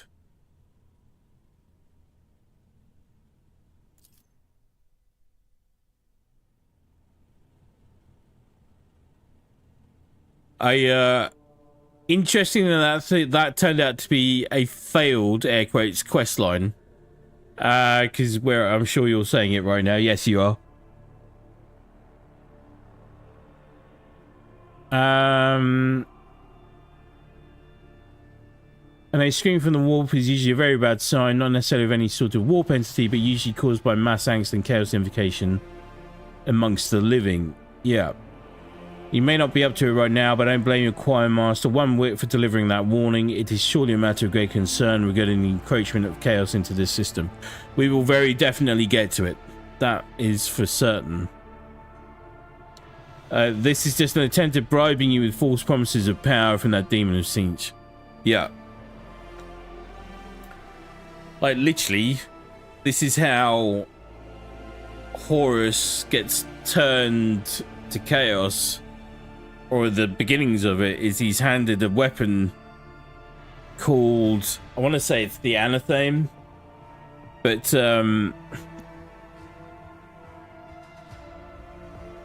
it's a warp sword imbued with powers from the warp, and it's part of what leads Horus to his corruption. So I was red flags going off left, right, and centre just then whilst we were doing that.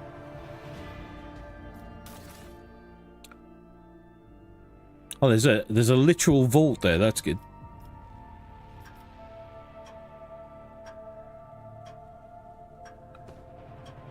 Ticking of the Chronos seems too quiet for its bulky size. Okay.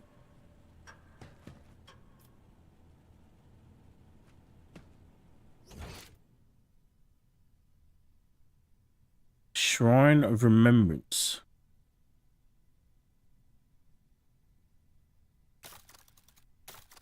What is this?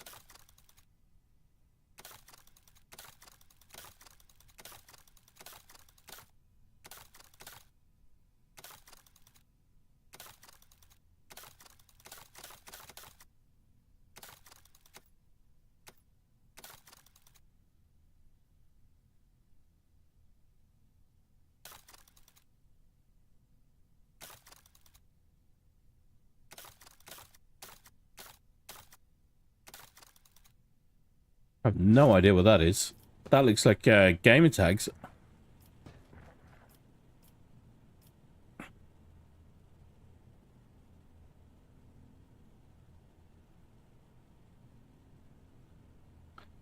Number 3 was the only safe-ish bet there. I'm afraid that demon has wormed its way into your soul to an alarming degree. You should definitely look if there's anything you can do about that in the future. Yeah, I was fairly certain if I went down the other route, which was to say that I'm the master of the sword, not the other way around, it would have led to some very bad things. Ooh. Negotiator pistol. One-handed ranged weapon. Rate of fire 3. Range is a little bit less. Max ammo 30. Single shot. Pistol burst.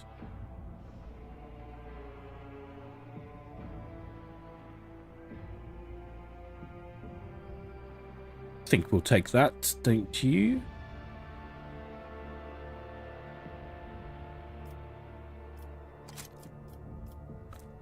A marvelous compact weapon in the form of a ring that allows the wearer to fire a laser shot once per combat. Take that as well. Oh, no. Gimme. Add to inventory.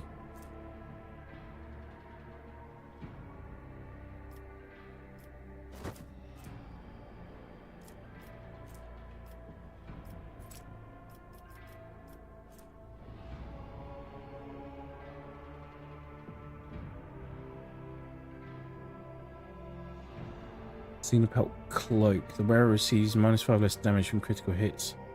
The wearer gains +10 coercion. Okay.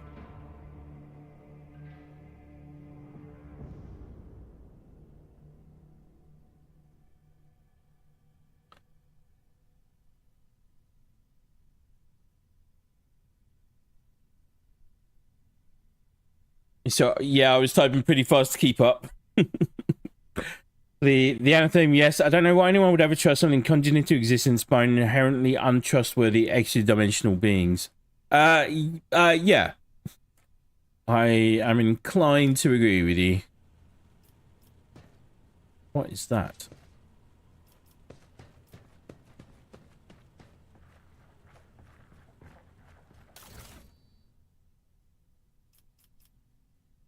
That looks like a data slate of some sort.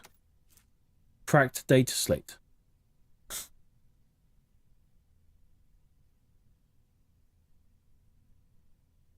The final transactions with the chartist are complete. The fiery reckoning is now fully... The object has been loaded aboard with its containment intact and placed in the forebay to ensure maximum contact with the target.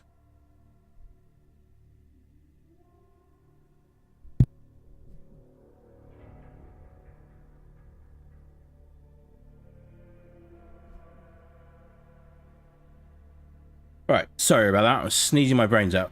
Coordinates sent and received by the bridge. Target's estimate, time of arrival in the system. The fire reckoning is crewed by a servitor Hive. Chances of the ship returning are minimal.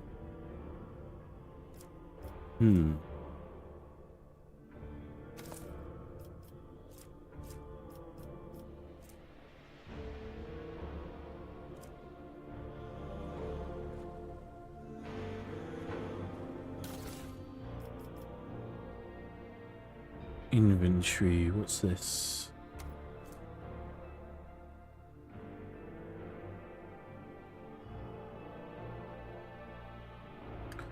Yes, finally a better ranged weapon. It looks like an heirloom las pistol, which are markedly better than standard issue varieties.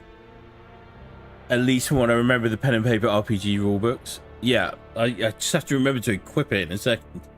I want to see if I can equip the ring as well at the same time. That would be pretty cool. Unfinished letter. His chagrin is irrelevant. Void of his mistake cost me too much. Years of work, tremendous resources, all wasted. He has failed at what he was supposed to be irreproachable at. Uncovering spies, and this one was a senior officer. I'm not about to discard him. Kunrad has served me for too long for his removal to go painlessly for the Protectorate. Besides, he is no fool. He could not have seriously expected to become the next in the von Valancius line when his skills and talents as Master of Whispers are so valuable. Let his disinheritance serve as a humiliating but instructive lesson from which he may yet learn.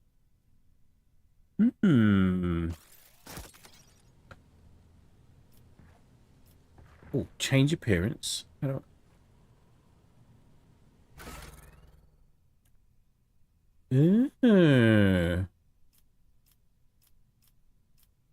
Right, Aaron.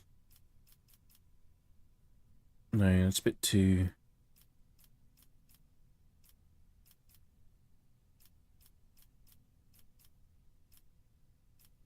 Let's not fall into this rabbit hole. I wish I could actually change the portrait. Port process. What's this? Beyond the glass, the distant stars glimmer in the darkness, filling with a glimmer in the darkness of endless space, filling you with an odd sense of dread.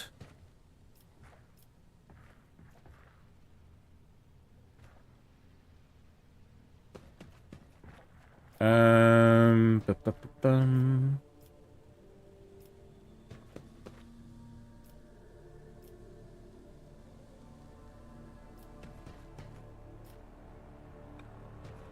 These are all just curios by the looks of it. It's not stored all too much. What's this?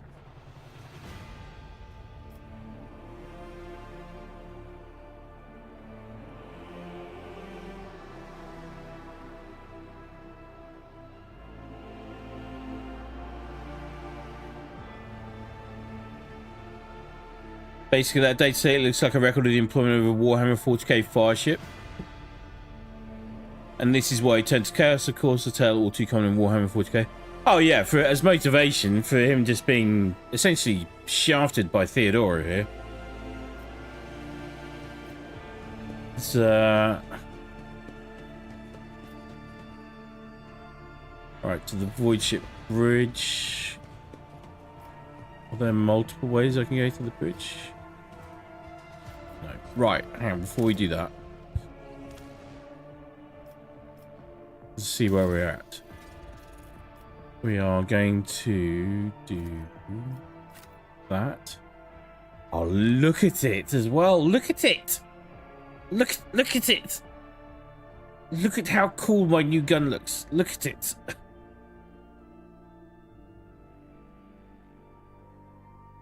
Love that. Love that very much. Right. Hang on a second here.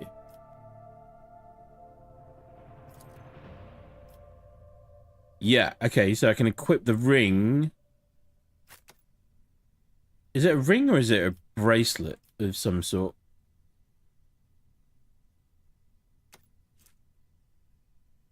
No, it's a ring. Mark of the Ruler. A marvelous compact weapon in the form of a ring that allows the wearer to fire a laser shot once per combat. Why did it say actions?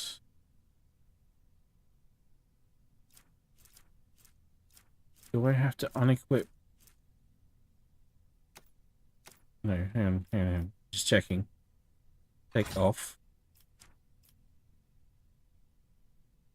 This would be an insane level of detail if it's got this under consideration already. Information.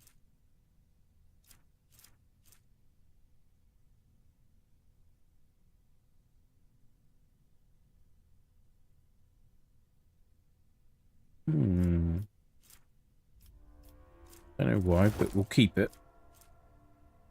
I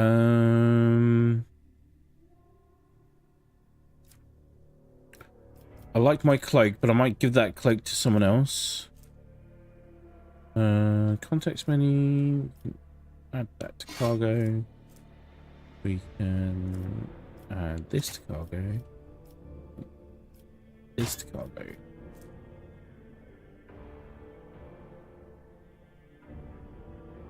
Can't be equipped by this character. Why can't it be equipped by this character?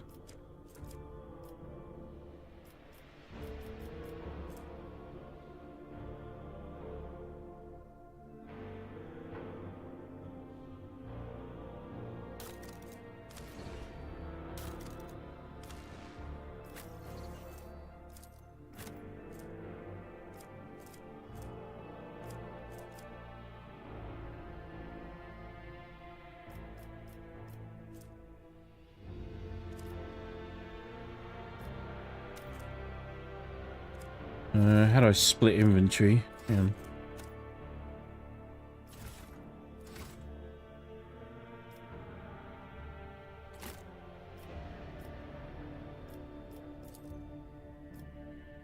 So I only have the one.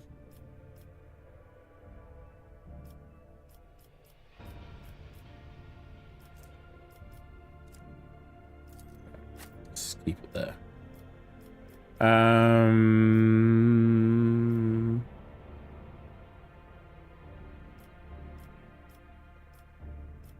does his cloak do again?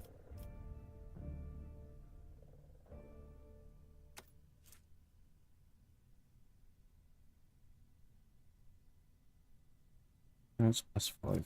Oh, shit.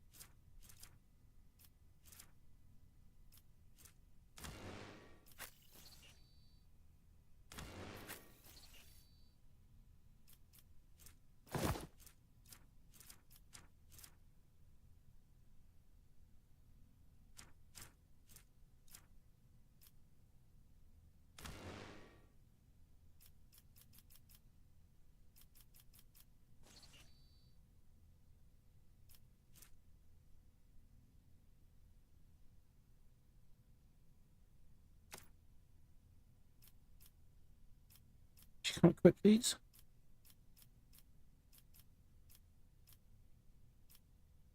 Apparently not.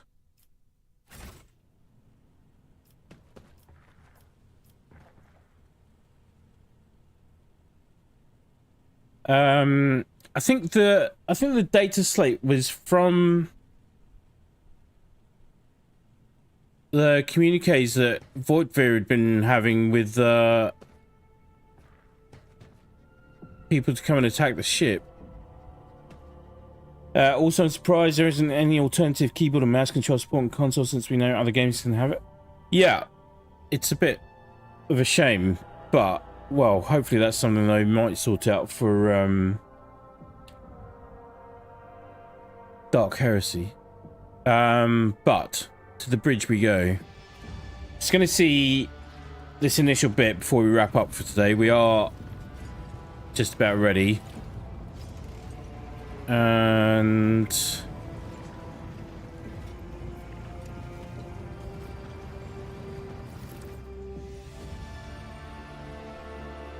see what's what. I mean, we're there now. What happens now?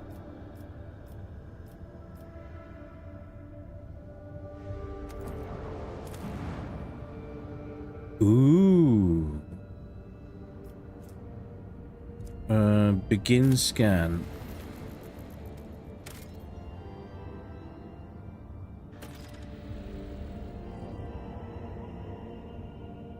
Rykad Minoris added to the worlds of the Expanse. Civilized world, apparently. Tithe grade, Decima Secundus. Estimara rating E492. What does that mean? Extractium, a mobile mining outpost assembled in accordance with the Blessed Standard template concept. This small industrial complex can be deployed on practically any world, however inhospitable. The Serf clan assigned to it will devote itself to the maintenance of its sacred mechanisms and the extraction of resources needed by the rogue trader. Okay.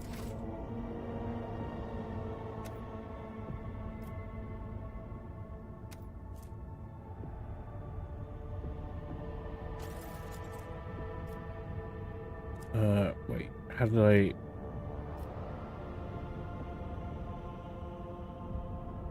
How did I get onto that? There.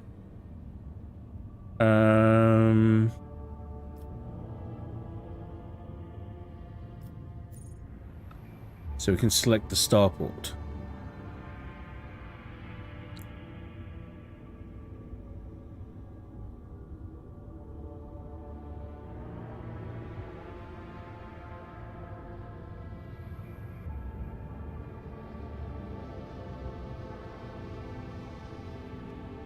What horror movie was that? I watched a horror movie where road vehicles became sentient and began hunting humans. Like Christine? But air vehicles are friendly. A Huey saved the people and tricked the semi-tractor villain into drowning in the lake. God, what is that? Anyway, I've seen is Stephen King's, I think it's Christine, isn't it? Isn't it Christine? There's an old red Cadillac or Chevrolet or something. Caddy, I think. Choose party members. They're the only ones I have.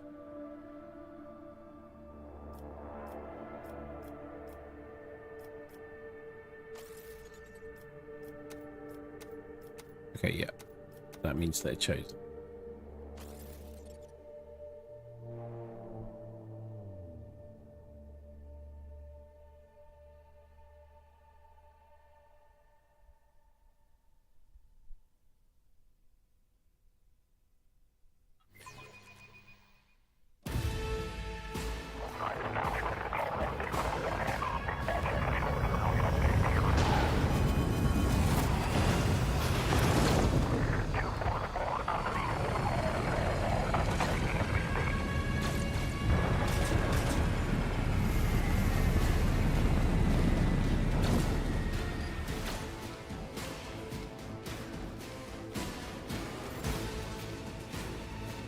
The starport greets you with the din of ordnance, and the smell of explosive tickles your nostrils. It is difficult to tell through the smoke who is firing at whom. Oh, it's so tempting. So tempting to just keep going.